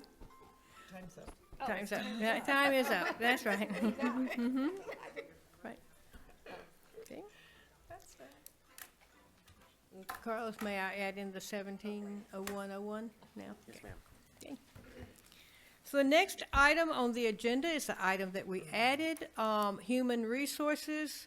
The next board agenda item is to conduct a public hearing under the Educational Employment Relations Act regarding negotiation proposals. Today's public hearing is regarding the initial reopener proposal from the Desert Community College District to the College of the Desert Faculty Association. Following the public hearing, the board will take action to approve the district's proposal. In accordance with the Government Code Section 3547, all initial bargaining proposals are to be presented at a public meeting of a public school employer, and that is the purpose of today's hearing. Since today's hearing will be held prior to the opening of negotiations, it's not appropriate for, nor will members of the Board of Trustees comment on any of the initial negotiation proposals. For public hearings, each speaker is allowed a maximum of 3 minutes per topic. 15 minutes should be the maximum allotment time for public speakers on any one subject, regardless of the number of speakers at any one board meeting. At the discretion of the majority of the board, these time limits may be extended.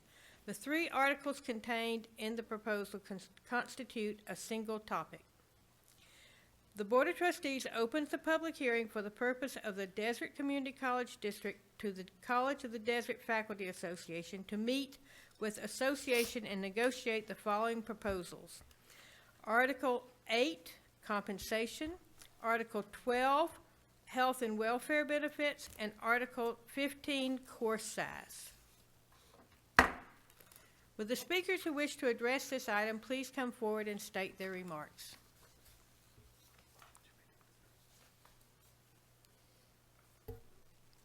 There's my timer. There we go.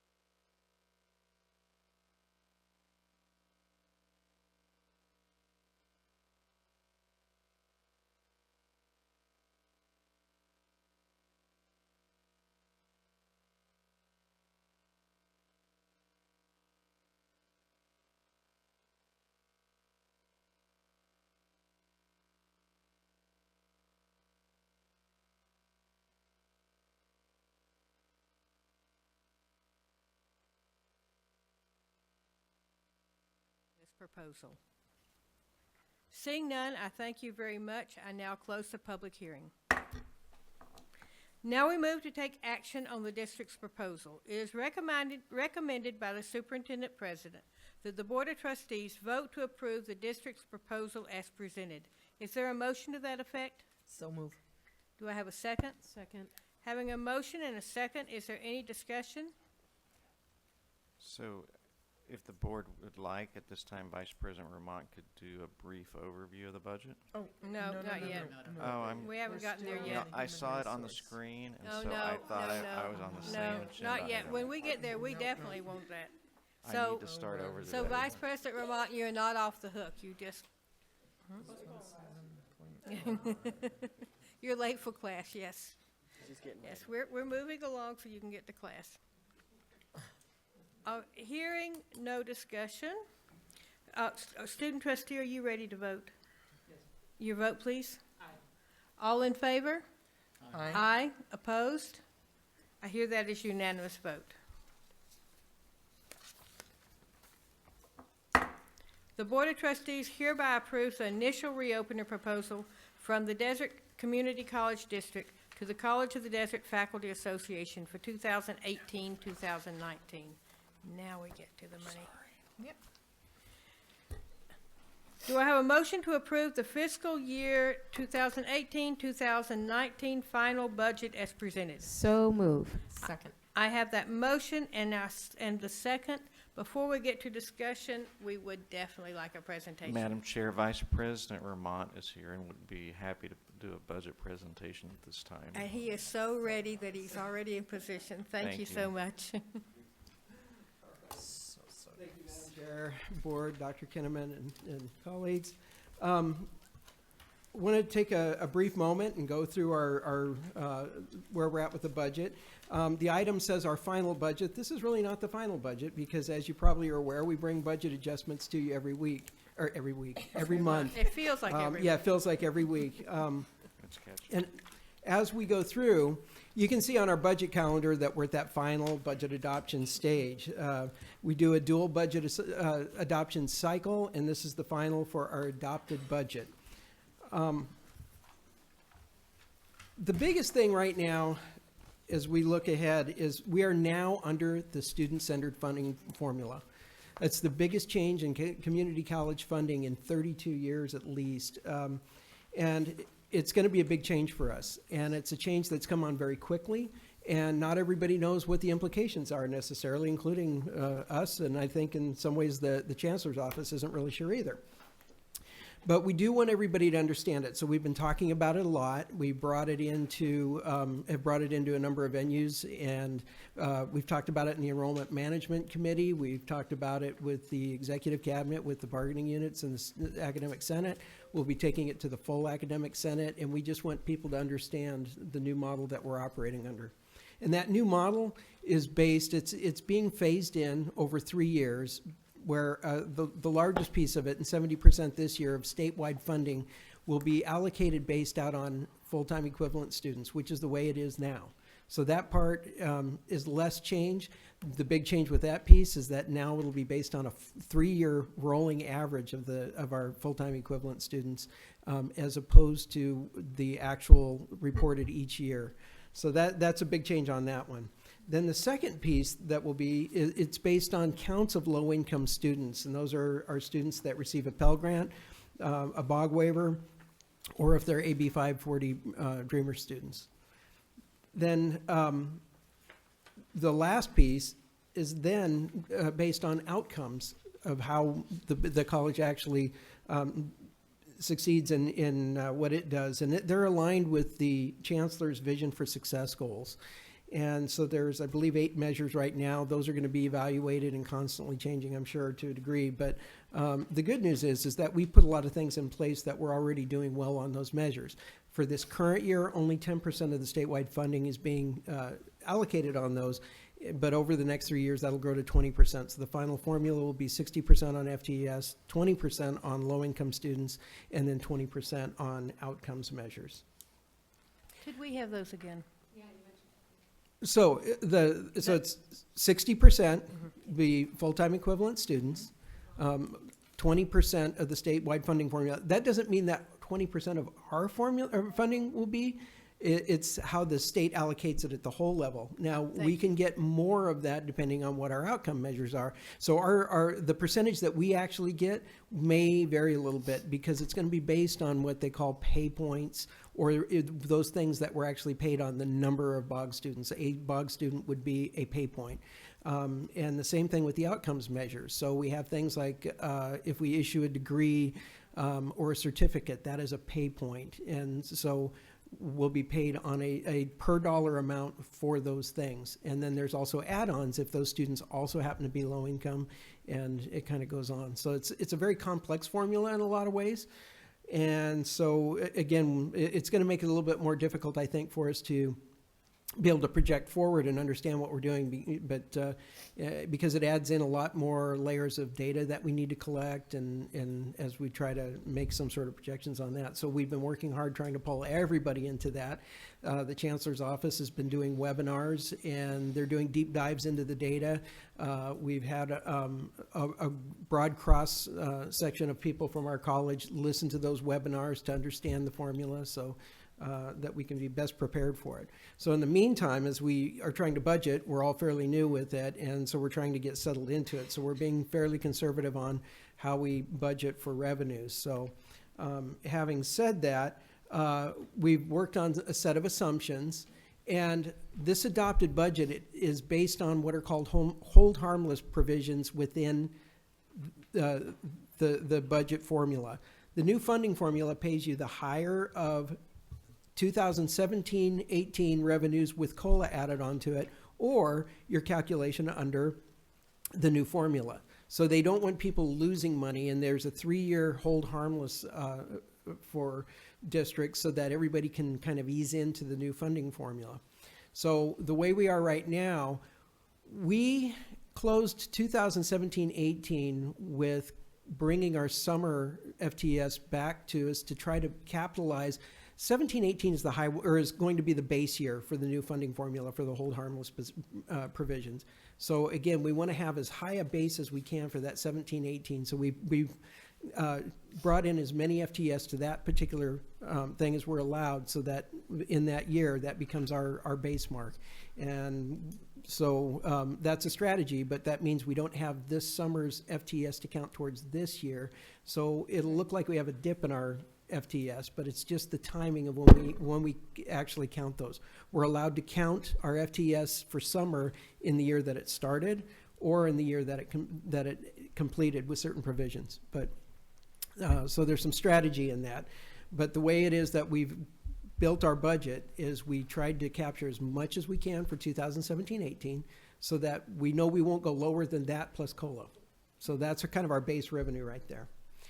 So it also includes our achievement as Indio Center status, and we're assuming that we're going to get middle college status. And when I say assumes, the state won't certify us for that or the center status until what they call the recalculation.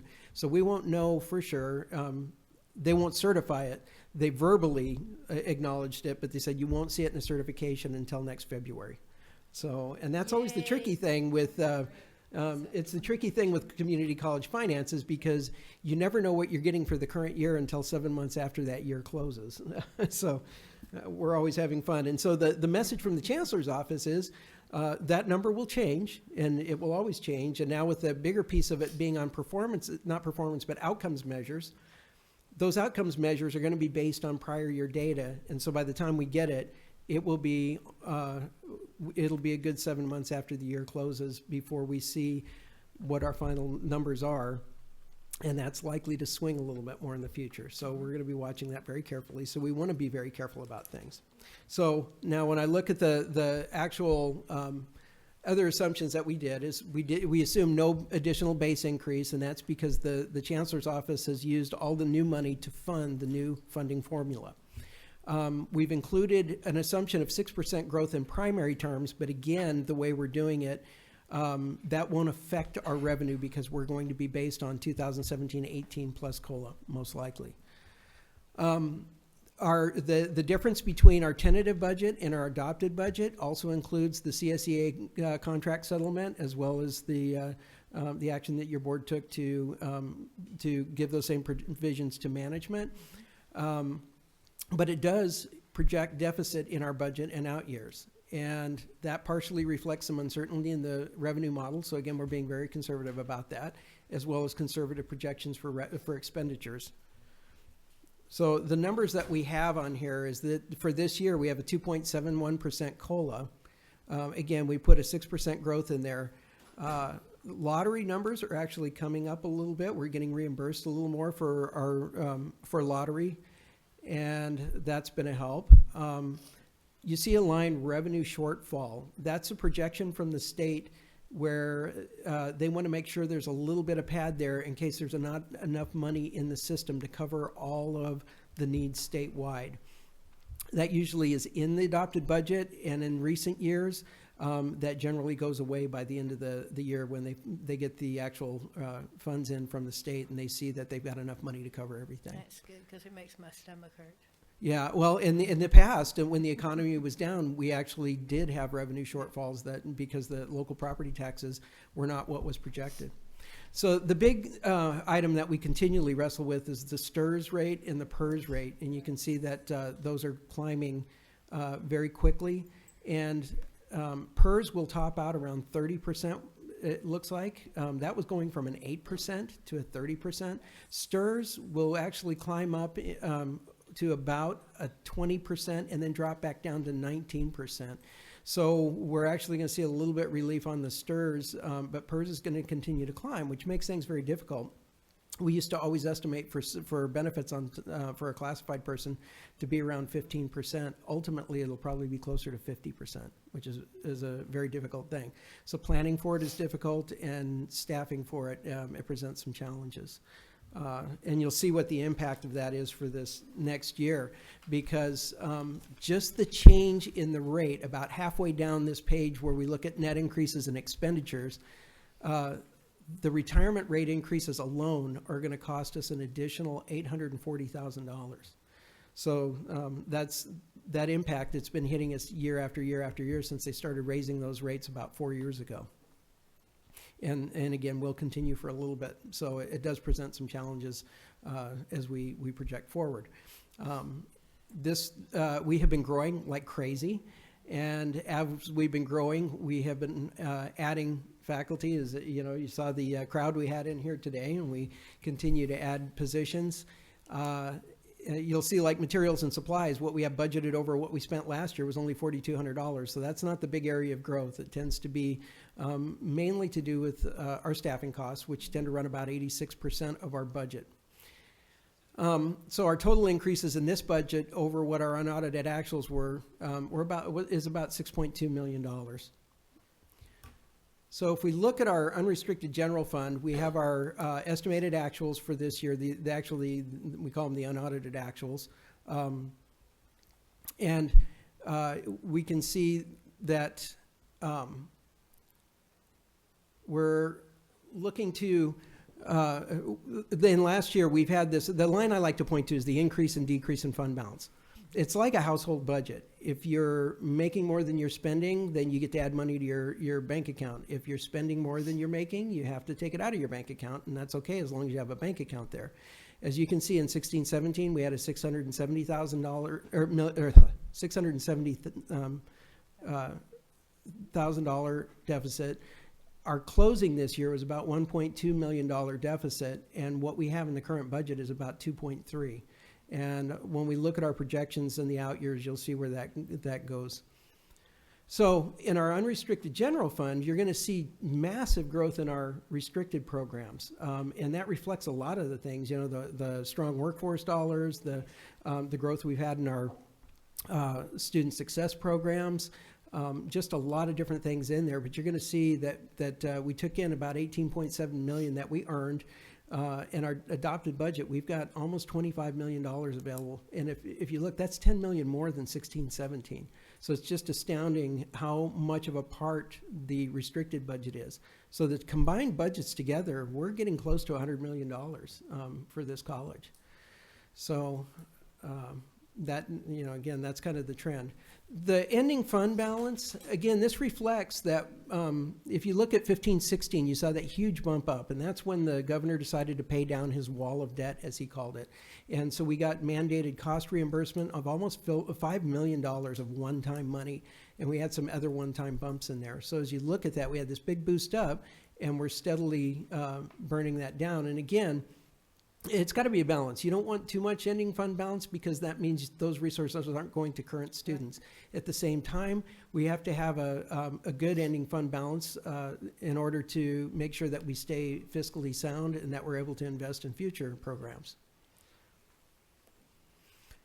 So if we look at our components of ending fund balance, that puts us at 10.6 million is what we're projecting for the end of this year. That leaves 7.2 million for a recommended 7.5% reserves, 1.2 million for contingency. We still have the new market tax credit money that was earned over by building the Escondido Center, and we're still kind of holding on to those dollars. They're not programmed, but they're.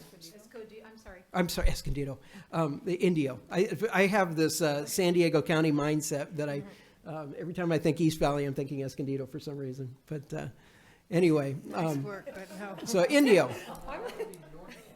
Well, I'm glad you, well, you know, it was a check to see if you're listening, and obviously. So then we have one-time other designations, and that's the National American University Program. So if we look at our future budget, again, this year we're looking at about a $2.3 million deficit. Next year would be about a 2.8 and a 2.2 million the further you're out. So we roughly have a little more than 2 million structural deficit, as I would call, and that our ongoing expenditures are projected to exceed our ongoing revenues. That is something that needs to be fixed. We've been talking about it in cabinet because we've been growing so rapid. It's taken a lot of investment to be able to handle that growth in our student population. It looks like our growth is beginning to ease off, and if that's the case, we have to be very careful about how we go forward. So it's time to take a look at that. So we're going to be working on that, and as time goes by, we'll have better projections on where we're going to actually wind up with our students. But at this point, with kind of carrying all the numbers as they are forward, it looks like we've got a little bit more than a $2 million deficit structurally that we need to work with. And if we were to stay there, that would burn down our ending fund balance too quickly. We typically don't spend as much as we have budgeted. Like, you know, for this year, the adopted budget, we were projecting about a $3 million deficit in the budget itself, and we wound up with about it was the 2.3. So it's, again, we always do things conservatively, but there's a situation there that we need to address. So the budget also has other funds in there, and you'll see in your packet the dollar amounts that are in those things. Those include our bond funds and some our other operating funds. And those, those we won't really go into and take a look at, but just know that they're there. And then, so for final thoughts, we're at this new student-centered funding formula, as it's titled. We are well-positioned for outcomes measures. If you look at any other college in the state, I doubt anybody's doing as good on those outcome measures as we are. Our general economy is holding strong, and it says with signs of slowing. It should be with no signs of slowing. All of the current projections out there, they keep moving out any kind of downturn out another year. So it looks like we have at least 2 years of fairly strong economic situation. Our enrollment growth, again, it does appear to be slowing right now. The fall was about 2% over what it was last year. And, you know, keep in mind, we've been coming off of double-digit growth. So we need to be very mindful of that as we go forward. And again, there is a structural deficit that we have to address. So. And our reserve? That reserve will come down if we don't fix that, Okay, that deficit. So. We do have a board policy and a board desire that we continue to have a strong reserve so that we don't end up in some. Like other colleges. Like other colleges, Other yes. colleges have, Yes. have suffered very bad because they didn't have much. Right, and those personnel costs, they're going to continue to rise, and they're hurting some public agencies to the Cities. point of death. So we have to keep watching those. There's nothing we can do to stop them, to control them, but we've got to work around them, work with them. So. With our pensions, that a lot of cities are going bankrupt based on the CalSTRS or pensions. A lot of people are not aware of that, and maybe a study session on the rising costs of that. A lot of people think that this college is doing well, but we don't understand it's gonna cost more because of the pensions and the STRS and the CalSTRS and retirements, et cetera. We're also fortunate in that we're structured differently in the PERS systems than the cities are, so that we don't have to, we're not responsible for the unfunded piece of it in the way that they are, because some of them have different programs within PERS that they've done. We have a single program within K-14. So it's a little bit different for us.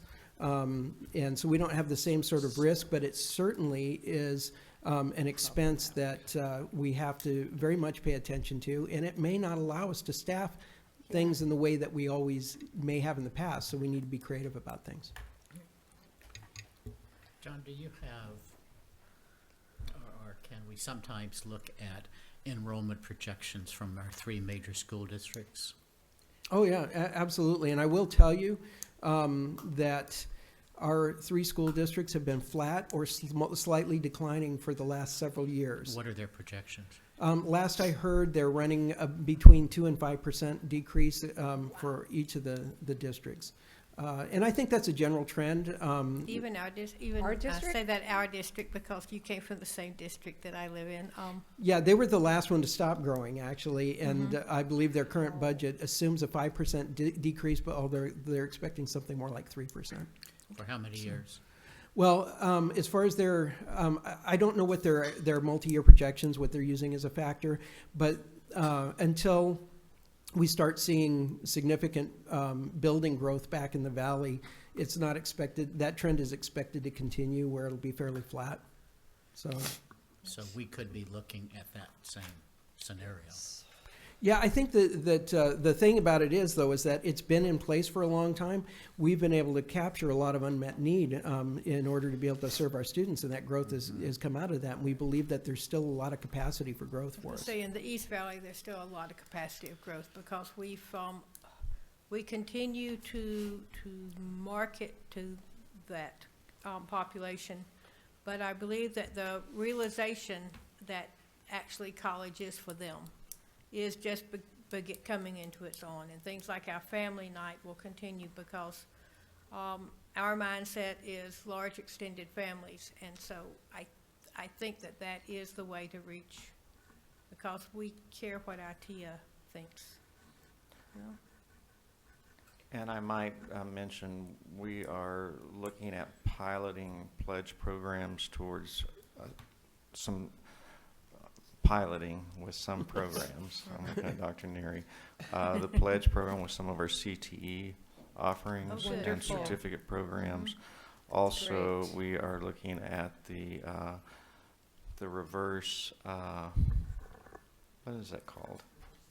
Yeah, thank you. The reverse transfer for students that have that they got 45 units or more here, Right. and then went ahead and transferred so that we're able to transfer enough credits back so that they are awarded an associate's degree here. good. And so there's some strategies like that that we're looking at would also help us in the funding formula, and the returning adult learners on a pledge program. That would be wonderful. Wow.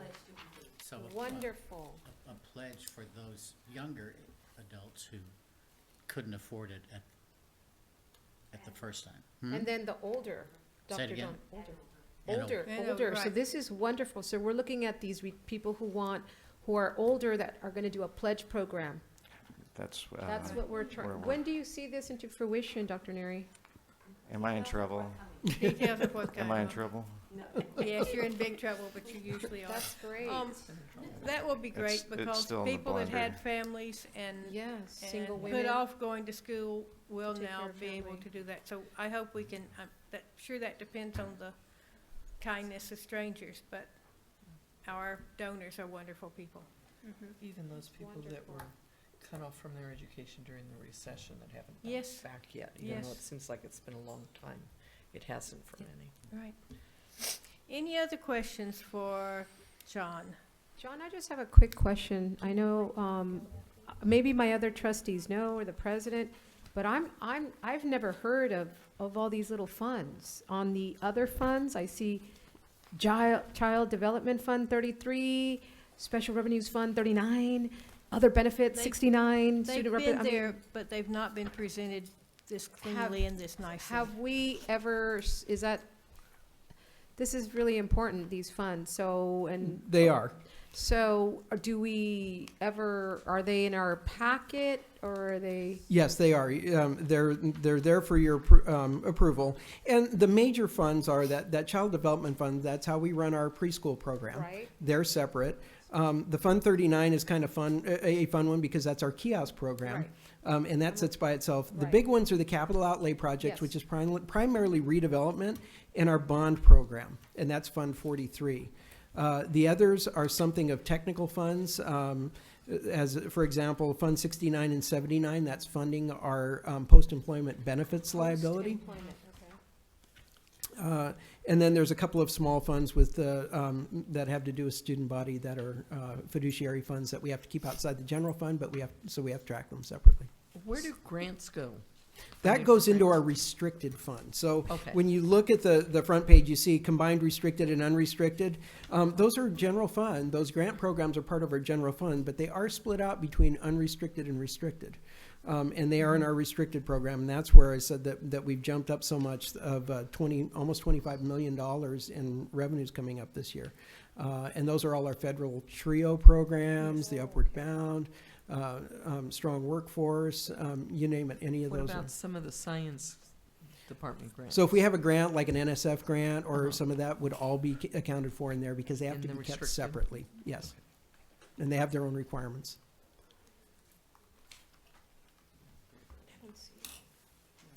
So, would it help the board, I know it helped me, if we asked John to anoint that page, the page that Mary Jane's looking at referring to with a special fund, so that you put like 3 words, 4 word, a really short explanation just to remind us what those funds are? Sure, sure, absolutely. Any other questions of John? Thank you for bringing, this is really important. And I don't really have this privilege, you don't work for me, but I've already asked permission so that you can leave and go do what you need to do. Thank you. I just want to say that this was very, very clear, very simple. Yeah, very nice. Thank you very much. Thank you. Is there any other questions or discussion? Student trustee Ramon, are you ready with your advisory vote? How do you vote? Aye. All in favor, say aye. Aye. Aye. Opposed? I hear that is unanimous vote.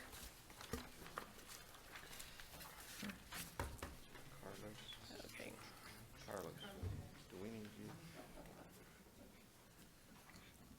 I think I'm okay. And you'll just yell at Mike. When you look at the YouTube and I screw up, you'll just yell at me, then it's okay. You can just leave a red card out and I'll know that. Okay? I will ignore it. Yeah, exactly. The next item on the agenda is our public hearing and approval of resolution number 09-2118-1, declaring intention to sell surplus real property and authorizing a request for waiver of Education Code Section 81360, yes, in sequence, in relation to the potential sale of surplus real property. The college owns real property comprised of approximately 119.4 acres of real property located at the northwest corner of Indian Canyon Drive and Tramview Road in Palm Springs, California. The college may determine that the property is no longer needed for college purposes and therefore may plan to pursue a sale of the property to obtain funds to be used for other college needs. To sell the property, the Education Code requires the college go through a specific process known as the surplus property procedure. This procedure generally requires the college to solicit offers to purchase the property from certain public agencies and then conduct a public bid, after which the college must accept the highest offer to purchase the property. However, the Education Code also allows the college to waive all or part of the surplus property procedure by seeking a waiver from the Board of Governors. This waiver would allow the college to use an alternative competitive procedure to negotiate with parties who may be interested in the property. Instead of being limited to the highest bidder, the college can consider other factors when assessing offers in order to determine the best overall deal for the college. To seek a waiver, the college must conduct a public hearing and adopt a resolution authorizing staff to submit a waiver request. As required by Education Code, the college issues notices announcing the public hearing being conducted today. The board welcomes and encourages public comments regarding this waiver. Members of the public commenting during this public hearing are asked to limit their comments to 5 minutes so that as many as possible may be heard. If you've not yet filled out a comment card and would like to speak at this public hearing, please do so now. I now open the public hearing to discuss the college's waiver request at 3 o'clock.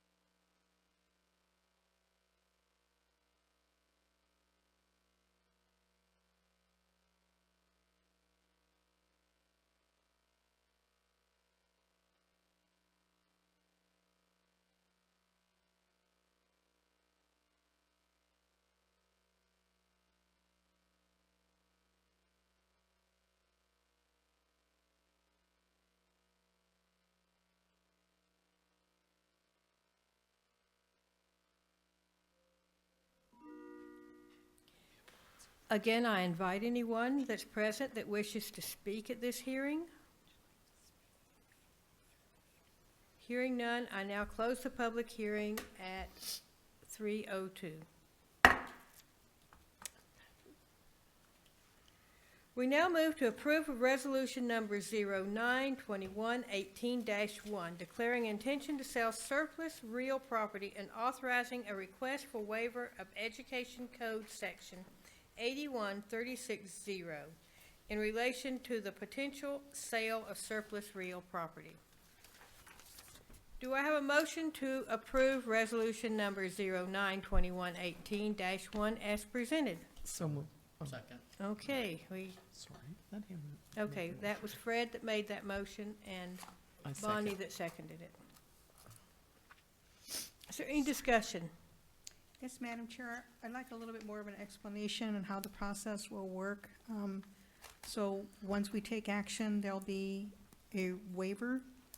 We'll request a waiver from the state chancellor's office, which we anticipate will be approved, and then we'll be able to issue RFPs so that people can bid on the property.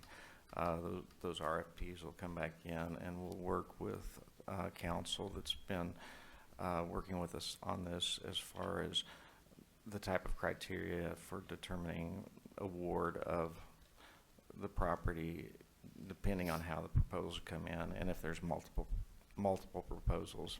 I should say if there's any proposals or multiple proposals. And so that would be the next steps. And what would you estimate the time once it gets to the Board of Governors before? My understanding, of course, this will be our first time that we've done that at this district, but my understanding is the turnaround time on this is very quick. Okay. And this opens our the college's ability to sell this property to private individuals, to parties, to corporation-type parties, developer-type parties, as well as government entities. That's correct. So it actually opens the playing field rather than just That's restricting correct. as the usual thing is. Okay. Any other questions? Okay, then I believe we're ready for the vote. It's a roll call vote, President Kinnaman? Oh, thank you. Student trustee Vermont. Aye. Trustee Wilson. Aye. Trustee Sanchez Fulton. Aye. Trustee Yant. Aye. Trustee Stefan. Aye. Madam Chair Broughton. Aye. Motion carries unanimously. Notice intent to award contracts for the Southeast Annex project. Do I have a motion to approve the notice of intent to award contracts for the Southeast Annex project as presented? So move. Second. I have a motion and a second. Is there any discussion?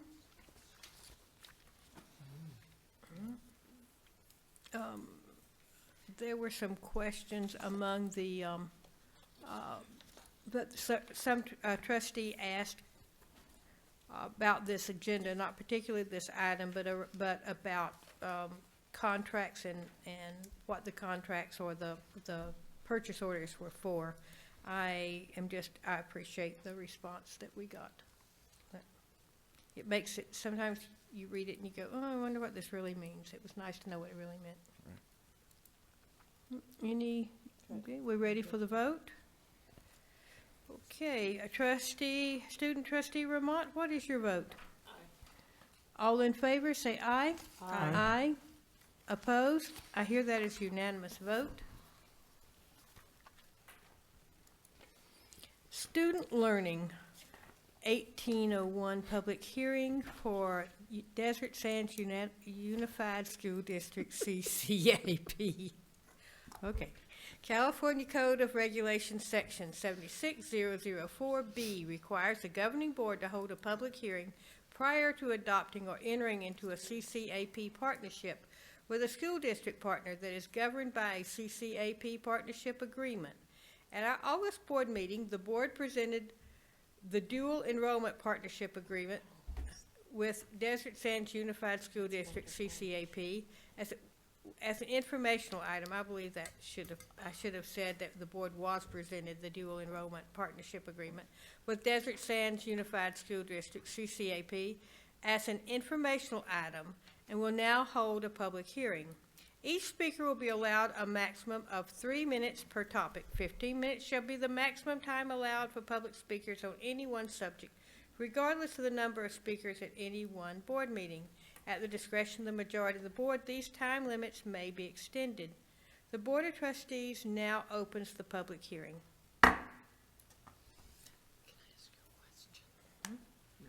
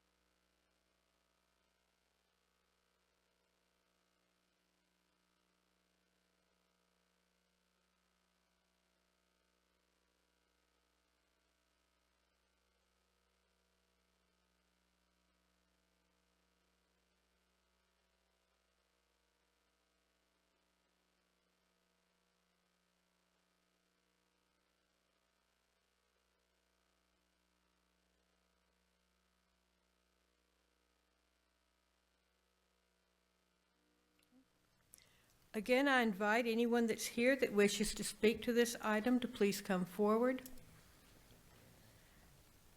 Seeing none, I close this hearing.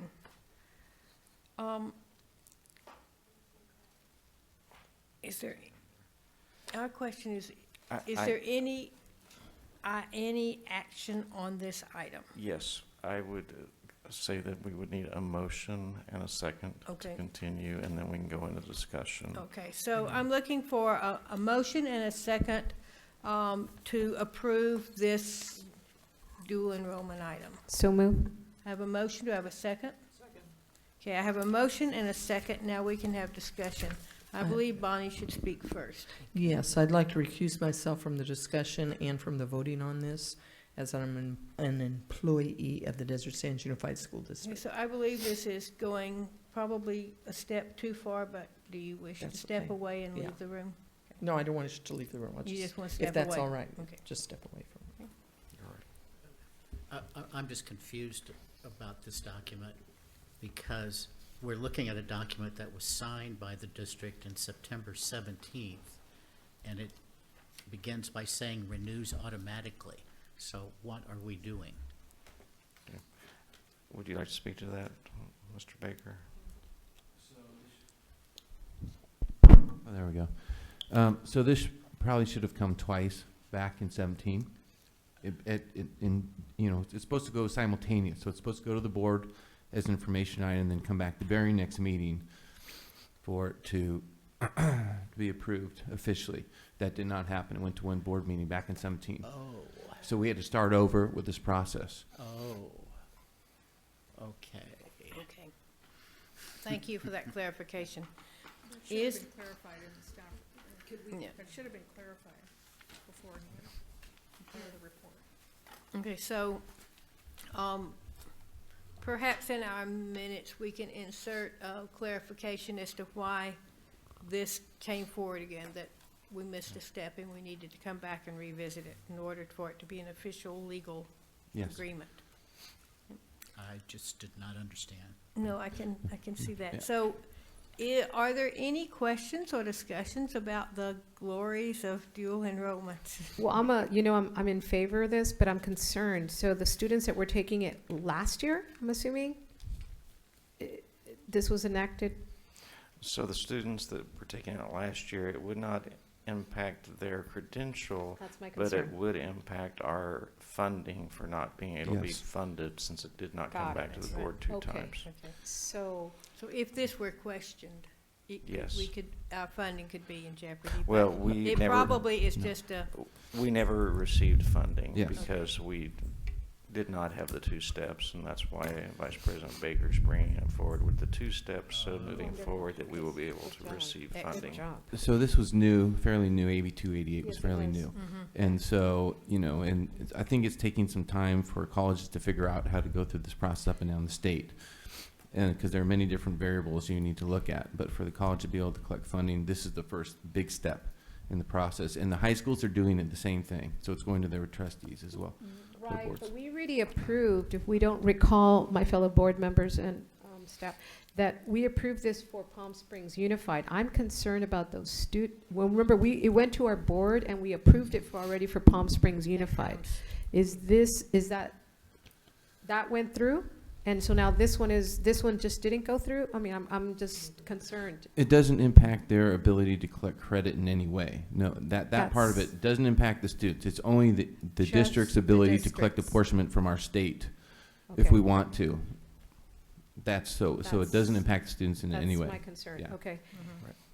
Also, just reading one of the resolutions here, it says opportunities with the goals of developing seamless pathways from high school to community college. So do we have any, maybe for future discussion, an update of our dual enrollment program? 'Cause I would love to get an update of this program that happened last year. So maybe in a future agenda item. Yeah, we can get that data for you, absolutely. So we're cleaning up something that should have been done last year. correct. Yes, sir. Okay, It's a polite way. that's polite. Thank you. Okay.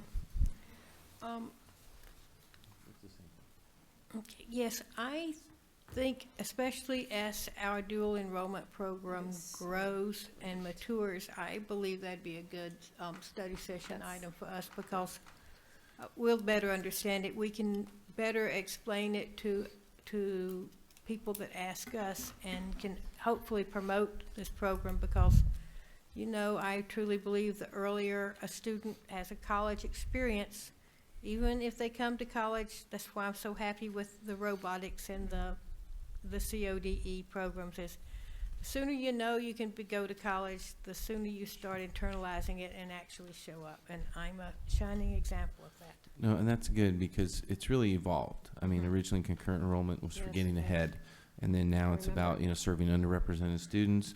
It's about building bridges with high schools, and creating those clear pathways. I mean, there's a lot. There's a big. It's evolved. And it seems to me that dual enrollment is a much better fit for a more rural school district than concurrent enrollment, because concurrent enrollment is more of an individual thing. You need a better support system and minor details like transportation to a class. Sure, absolutely. So dual enrollment, you get on the school bus, you go to school, and you get this wonderful college experience. So I hope to hear more about it in the future. Absolutely. Are there any other questions about this? They're not, I believe them. Madam Chair? Yes. I just wondered, is there a group from Desert Sands and the college that will be working regularly to? So we have our K-12 consortium where a lot of that work takes place. And Jeff, do you? Motion on the floor. Yes. Going up. We had our first meeting, and dual enrollment is kind of a standard item that we discuss with our partners. And so that makes sure that we're all on the same page and moving forward. I mean, that's one place where we can have that dialogue. We also have a staff person who works directly with the high schools to continue that rapport. So there are many different levels we will continue to do that.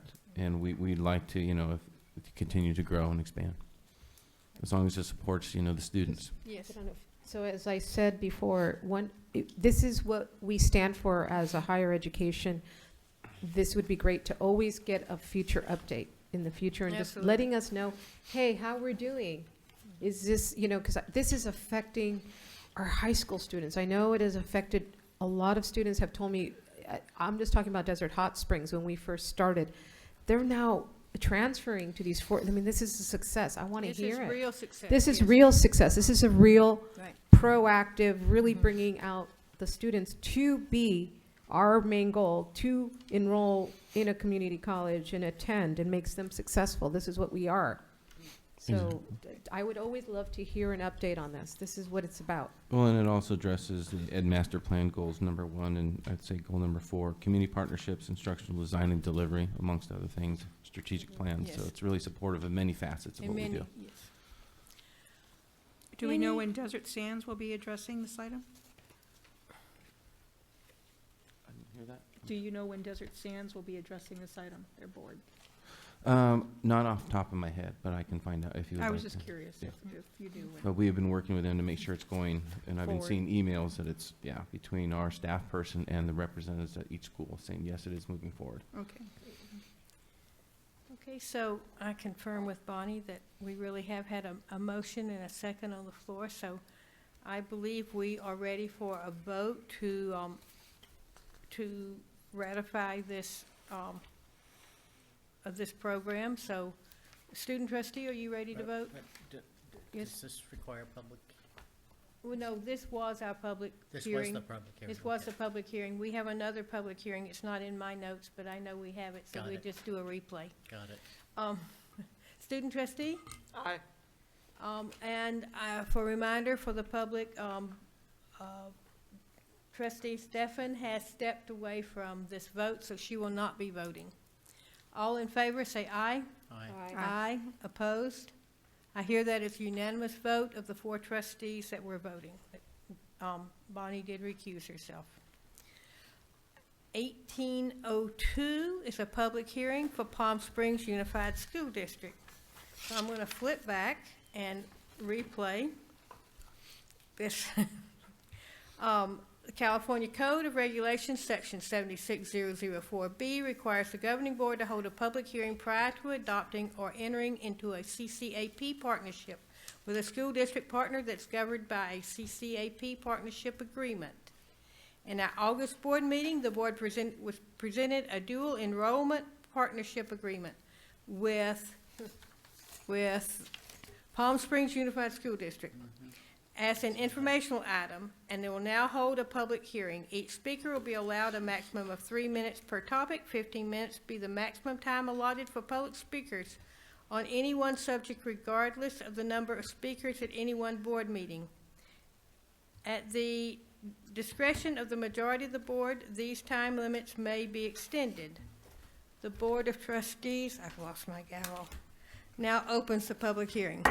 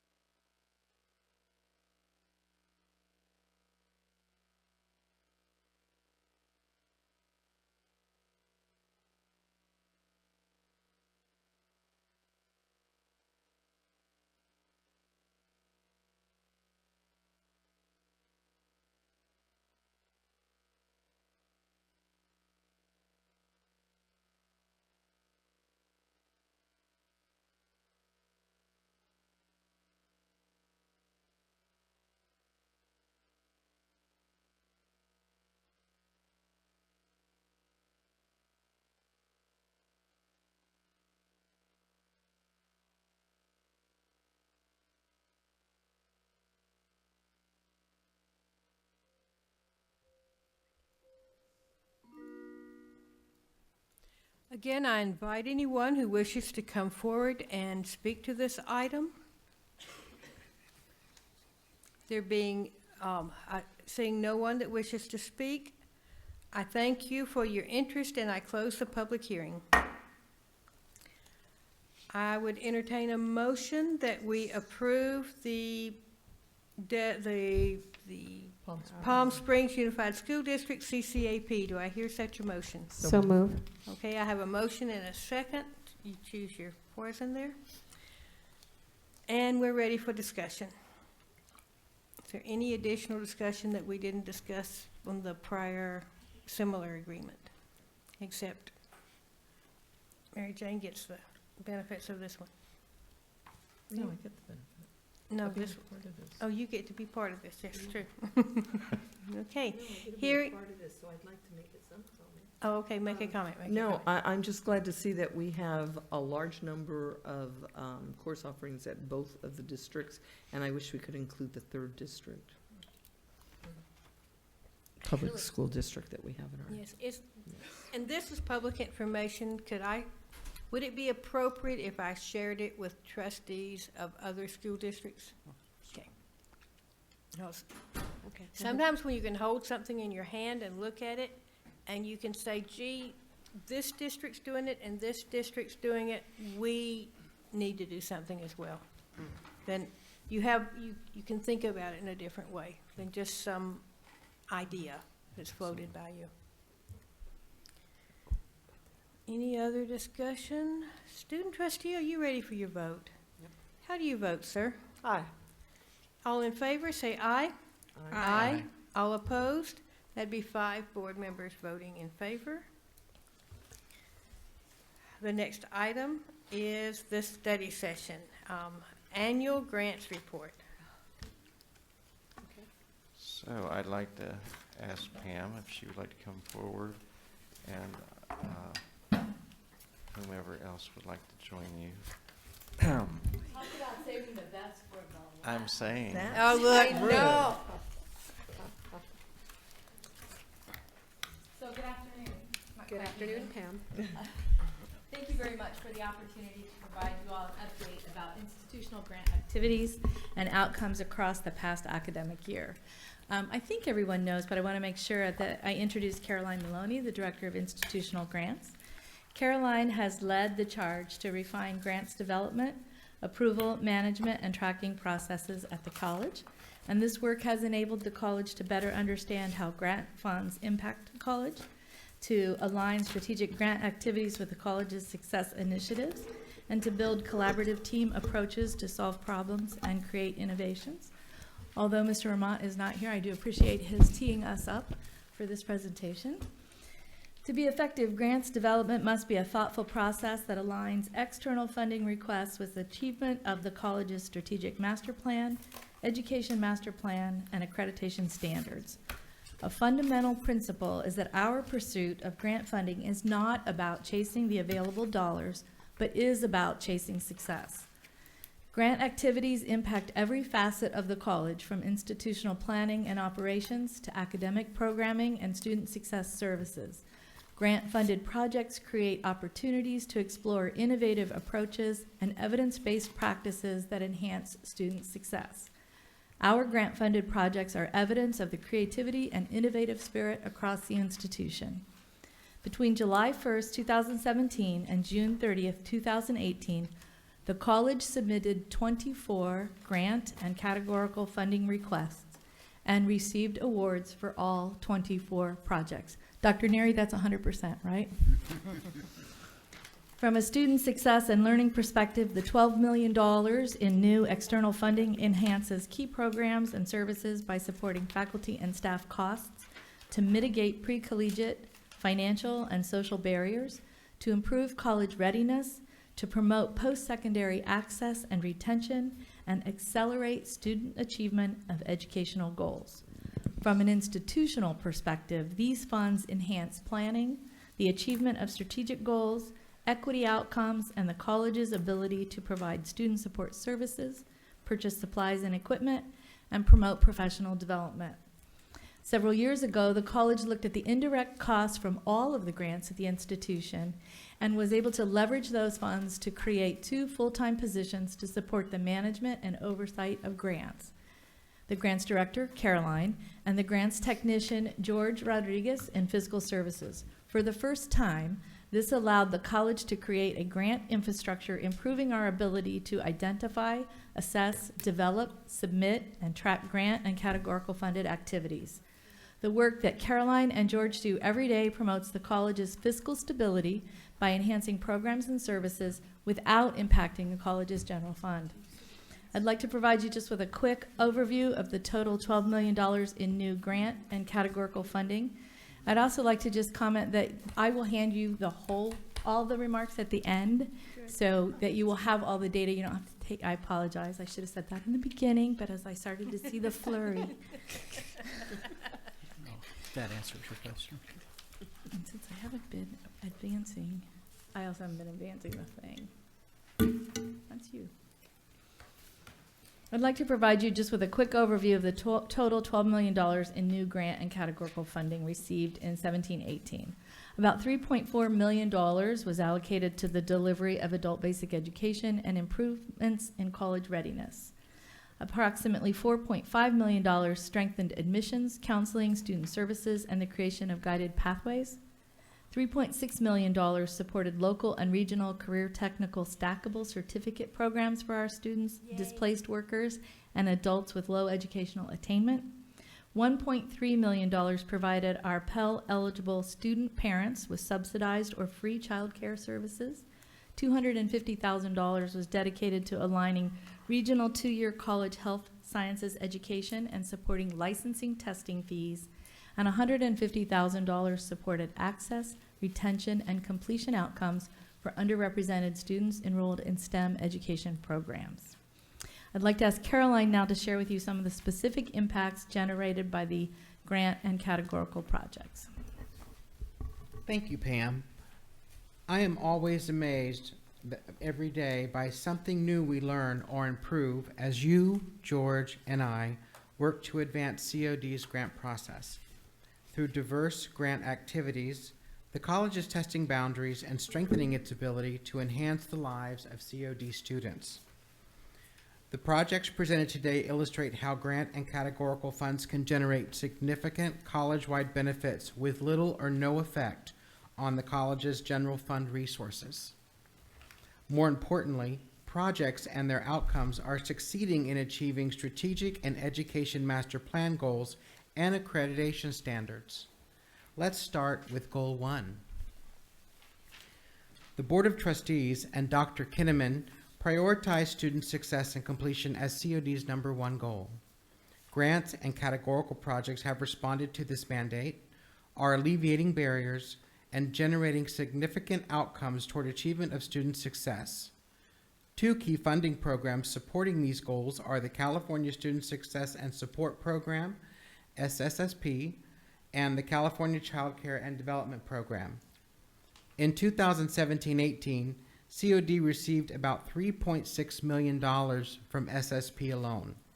These funds benefit a wide variety of student support, equity, and college-ready activities. Of the total funds received, $3.5 million provided dedicated faculty and staff for counseling services and the EDGE program. An additional $64,000 supported software EDGE uses to prepare students for collegiate studies. While the Counseling Center and EDGE were busy getting ready to start classes, another $1.3 million from the California Department of Education was providing subsidized or free childcare to Pell-eligible student parents. $1.1 million of the subsidized low-cost or free childcare services, while $97,000 provided nutritional meals and snacks for the children. Through strong counseling and student support services and campus-based childcare, COD is helping low-income students achieve their educational goals. The child care funding, in turn, supports staffing and early child education student internships at the McCarthy Center. So those funds actually serve a dual purpose as revenue. For Goal 2, planning and governance, funding predominantly benefits enrollment management plan activities. A key project impacting Goal 2 is Guided Pathways, a 5-year, $1.2 million project. Guided Pathways will create instructional program mapping, provide a variety of educational pathway options, and help students get on the path, stay on the path, and ensure learning is happening with intentional outcomes. The project's $303,000 in first-year funding provided $140,000 for faculty project work, $80,000 for professional development, and $70,000 for software and equipment to launch the project. Fulfilling Goal 3, fiscal responsibility in infrastructure, is at the heart of what grant support services bring to the college. Grants, by their nature, solicit and secure funding from external sources and reduce pressure on the college's financial resources. To put the value of these external funds in perspective, the $9.9 million in new award allocations for use in 2017 and 18 generated $7.2 million for personnel costs, $520,000 for new equipment, $480,000 for marketing supply or materials and supplies, $450,000 for professional development, $155,000 for student scholarships, books, and supplies, and $126,000 for computer software subscriptions.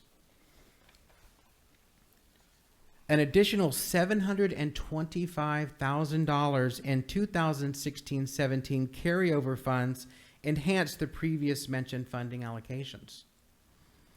As COD continues to formalize grant processes and procedures, the Grants Department is encouraging project developers to give meaningful thought to the short and long-term institutional effects of proposed grant-funded activities, equipment, and personnel.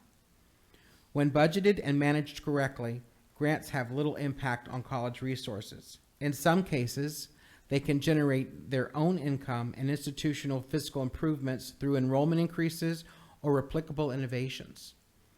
Alternatively, they can generate institutional costs once the grant funding has ended. The Grants Department is working to track and minimize these impacts. Grant and categorically funded projects supporting Goal 4, teamwork and organizational development, create opportunities for cross-collaboration among departments and educational disciplines. One project specifically illustrates how a little funding can produce big outcomes. In 2017-18, 3 partners, the Desert Healthcare District, Anderson Children's Foundation, and the Strong Workforce Program, provided $143,000 to support development of the college's 2-acre farm-to-fork lab. A cross-collaboration between the agricultural program, culinary program, and the McCarthy Center, the project expanded the original 1/4-acre garden into a 2-acre farm-to-fork lab. Completed in August 2017, the farm-to-fork lab supports a lab technician, technical training for agricultural students, culinary student education about garden maintenance and harvesting, seasonal menus, and locally sourced product, daily meals and snacks for children at the McCarthy Center, and food supplies for use in culinary program classes and public demonstrations about nutritious cooking.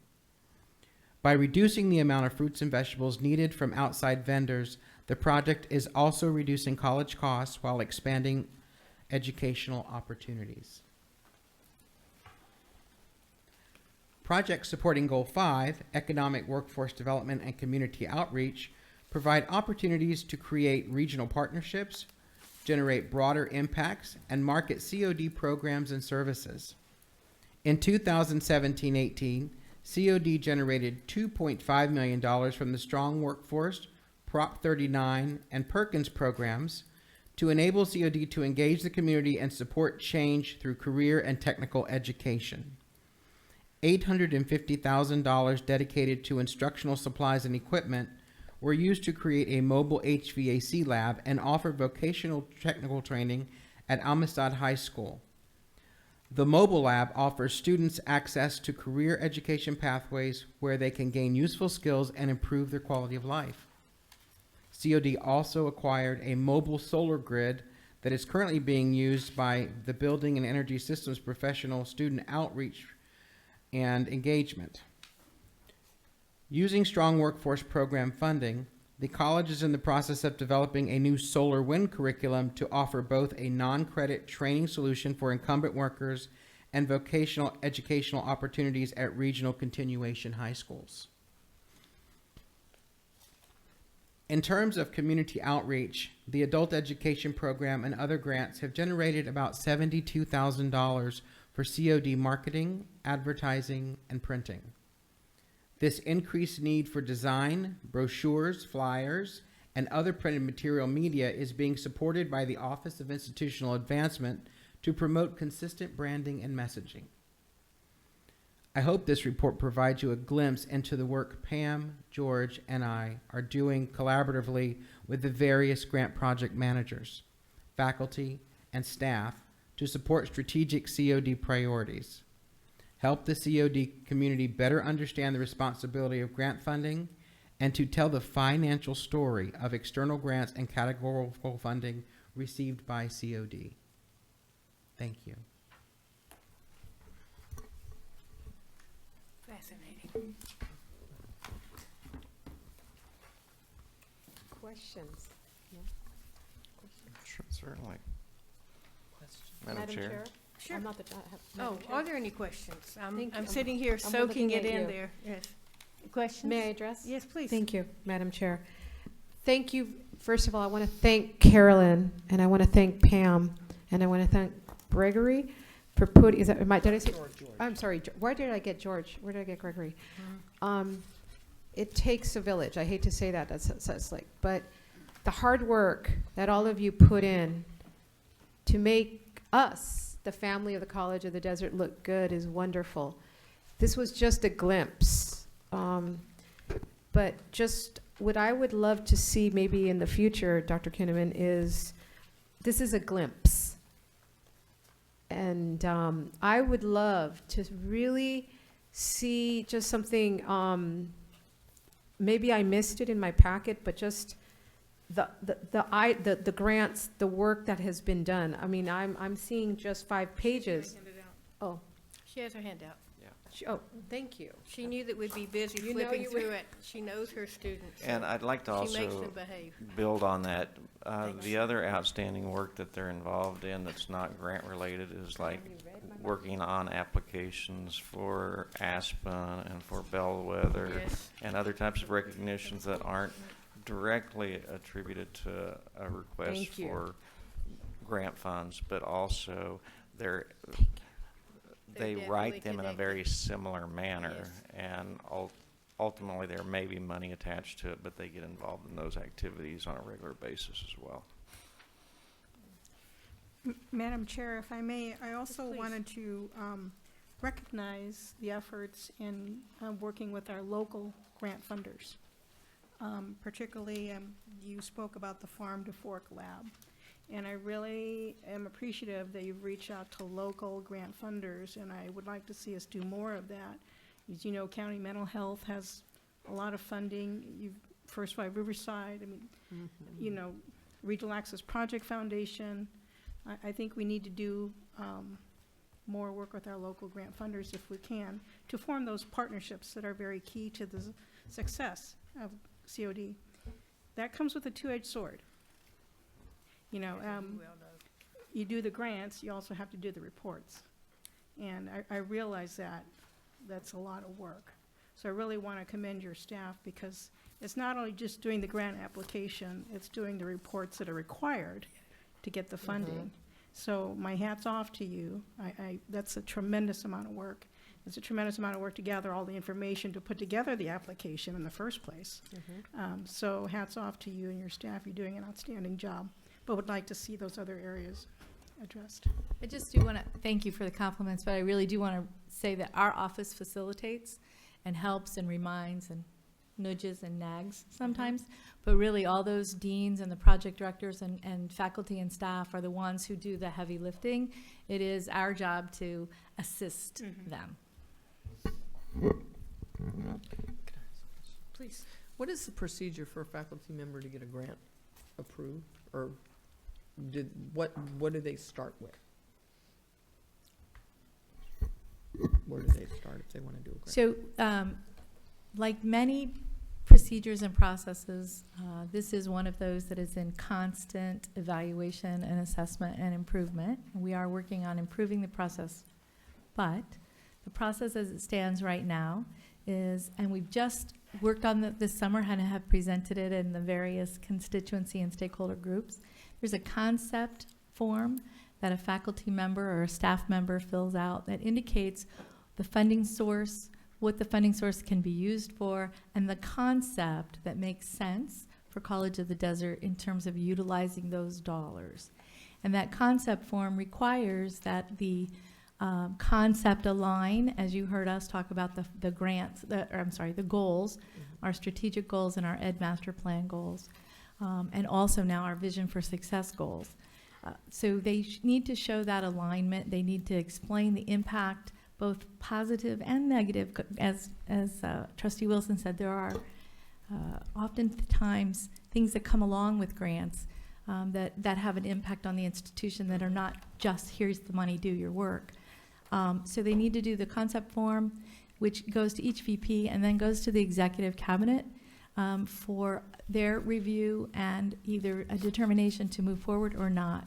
Once that initial concept form is done, then there's a much more extensive grant overview. And so that too requires that the project folk, whomever is looking at the grant, be able to show the institution where the support will come from to make sure the grant is successful, how the grant will lift us and make progress with our identified grant goals, and if there are costs that need to continue after the grant, if there's a commitment that must be made by the institution, what those institutional costs are, if there are partnerships that are required, if there's in-kind services or in-kind dollars required, if there's new staff that has to be hired, all of those intricacies that make a grant proposal successful must first be vetted on campus to ensure that we can accomplish the work of the grant, and that we're asking for everything we need to be successful, that we're not asking for curriculum development and a computer and forgetting to ask for a faculty person and an office. I mean, that's obviously a really simplistic example, but really making sure that we've dotted all the I's and crossed all the T's, and then writing the full proposal and submitting it.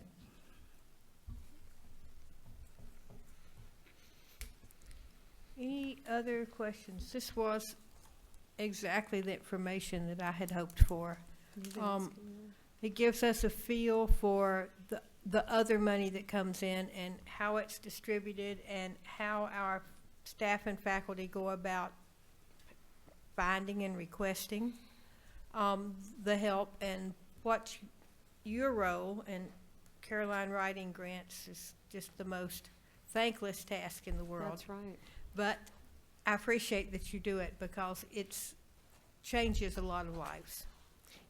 Often for folks that don't know that that's what actually changed it. But writing the grant's sort of the exciting part. Hunting up all that information and doing all that little nitpicky stuff, that's not such fun. So again, we thank you for that hard work and appreciate your skill. Madam Chair? Yes. Just another question, the Farm to Fork lab, the funding. Tell me how all that came about. How did you do that? In a small way, and it grew organically. So we were, It must be late in the day.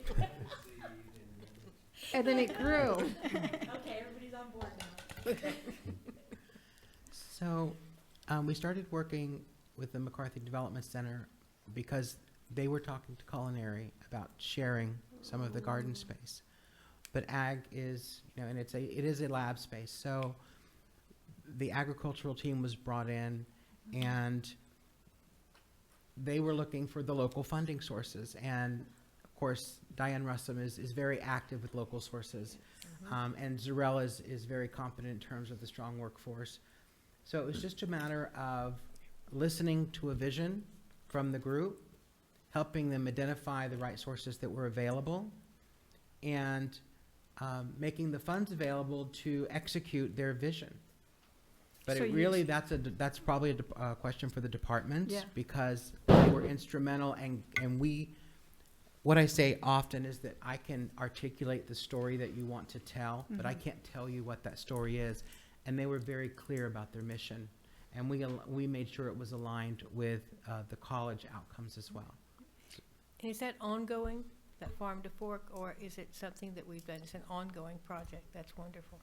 Well, the funding, we are making sure that we're paying attention, and as the funding, that's again the value of charting, having all of the information, tracking everything, and knowing when grants expire. Some of the grants, even though we talked about them in the context of 17-810, some of them are multi-year projects. Yes. So paying attention to all of those things and knowing that if a grant's running out, have we institutionalized it? Do we need to look for a different funding source? Those kinds of things are all part and parcel of the tracking system.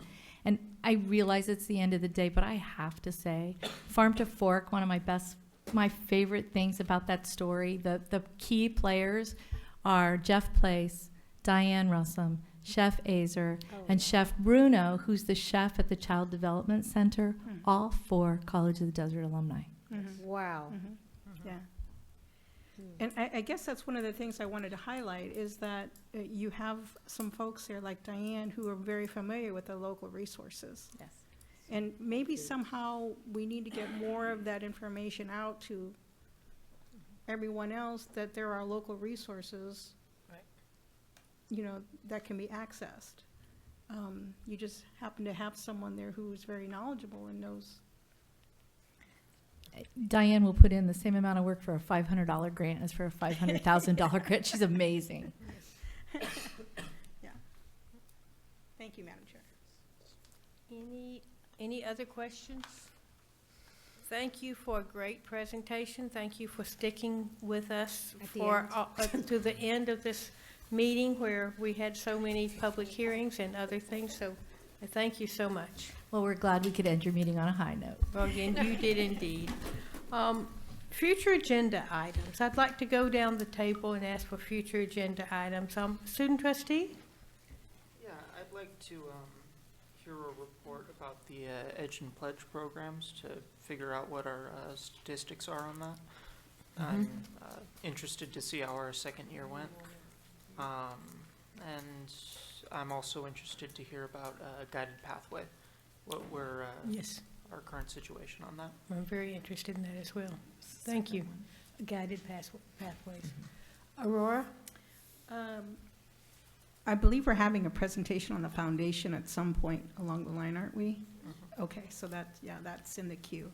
I guess as we were talking today, the veterans, our Veterans Center, if we could have an update on what's happening there. Mary Jane? Yeah, as always, 3 things, and I'm very pleased to hear that our homelessness and program and our wraparound services will be presented in our next study session. So I'm very glad that we're having that. But tagging along that, I want to mention our mental health services. I want to hear a little bit more about our health services that are going on. Highlight how many students are we helping currently at our health service. I would love to hear what we're doing, helping a lot of the students. Hey, I have a headache. Let me go get some, so something. I want to hear that, the positive things. Third of all, I haven't heard much. I haven't seen them. Our athletic program.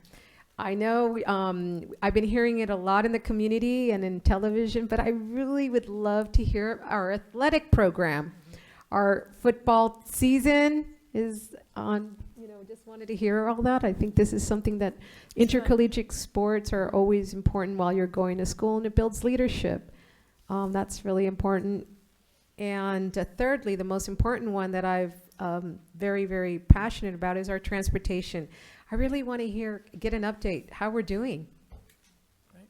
Thank you. Yes, and we are going to get we can get a report back. Can what we? I understood. Yeah. Eventually, it's too soon now. Is it sure, too but- soon? Yeah, I Yes, think so. what they'll do is, I know that we'll have it within a year because they have to Okay. evaluate the usage to determine future costs, but we may have, Just be able, quarterly or in 6 A months to ask quarterly them or 6 months. if there's something. a usage report. Yeah. I'm sure they must be monitoring that pretty closely. Oh, I I'm would sure they are, imagine. but since we're asking someone else to pull Yeah. together the information, we may not be high on their priority, but as you say, they have to report it, so I'm sure we'll get it eventually. And there may be some stipulations in the grant requiring them to report certain types of things as well. Thank you.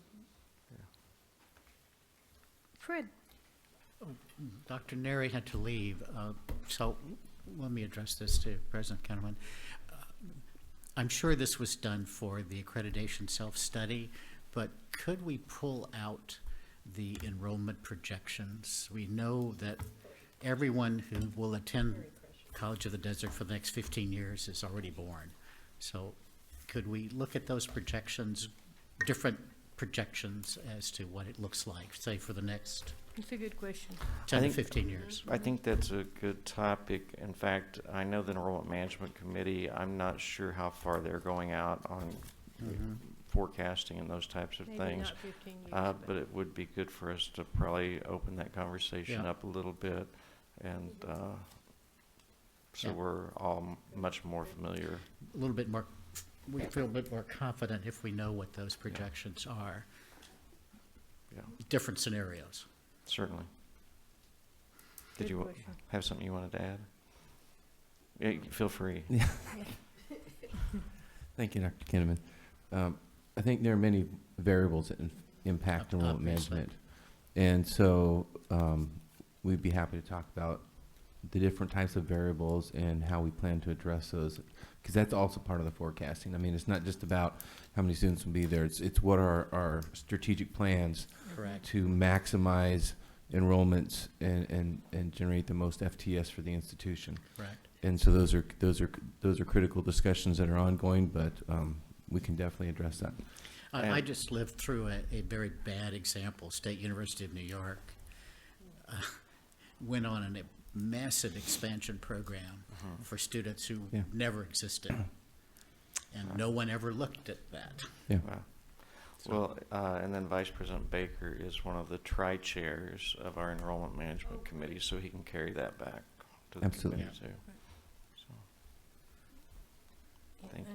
And I'm interested in how the dual enrollment, and I don't mean just dual enrollment, but whatever other types of programs there are as well as dual enrollment, how they fit into that. Into enrollment I think that would help us understand their importance as we build our college population. And that's why we brought those CCATs today. Yes, and because I that's thank you it's for going to that. be a piece of that picture.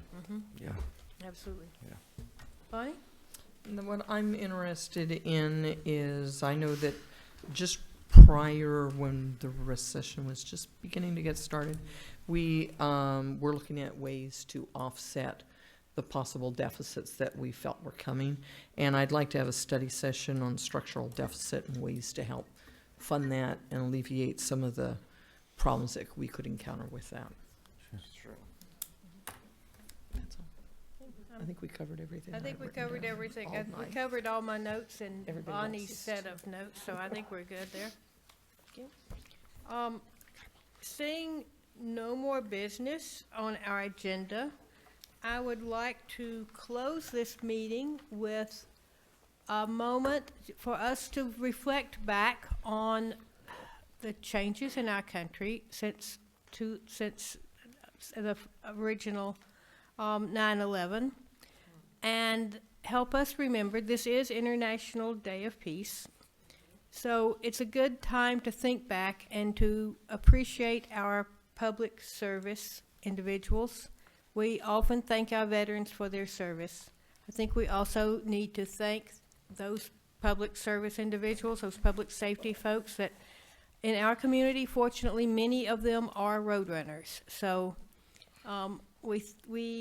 I'd like us to reflect back on our two roadrunners that gave their lives in 9/11, but also on our roadrunners and our public safety folks that help us and protect us every day. So on that note of gratitude, I would like to close this meeting, adjourn this meeting at 3:57.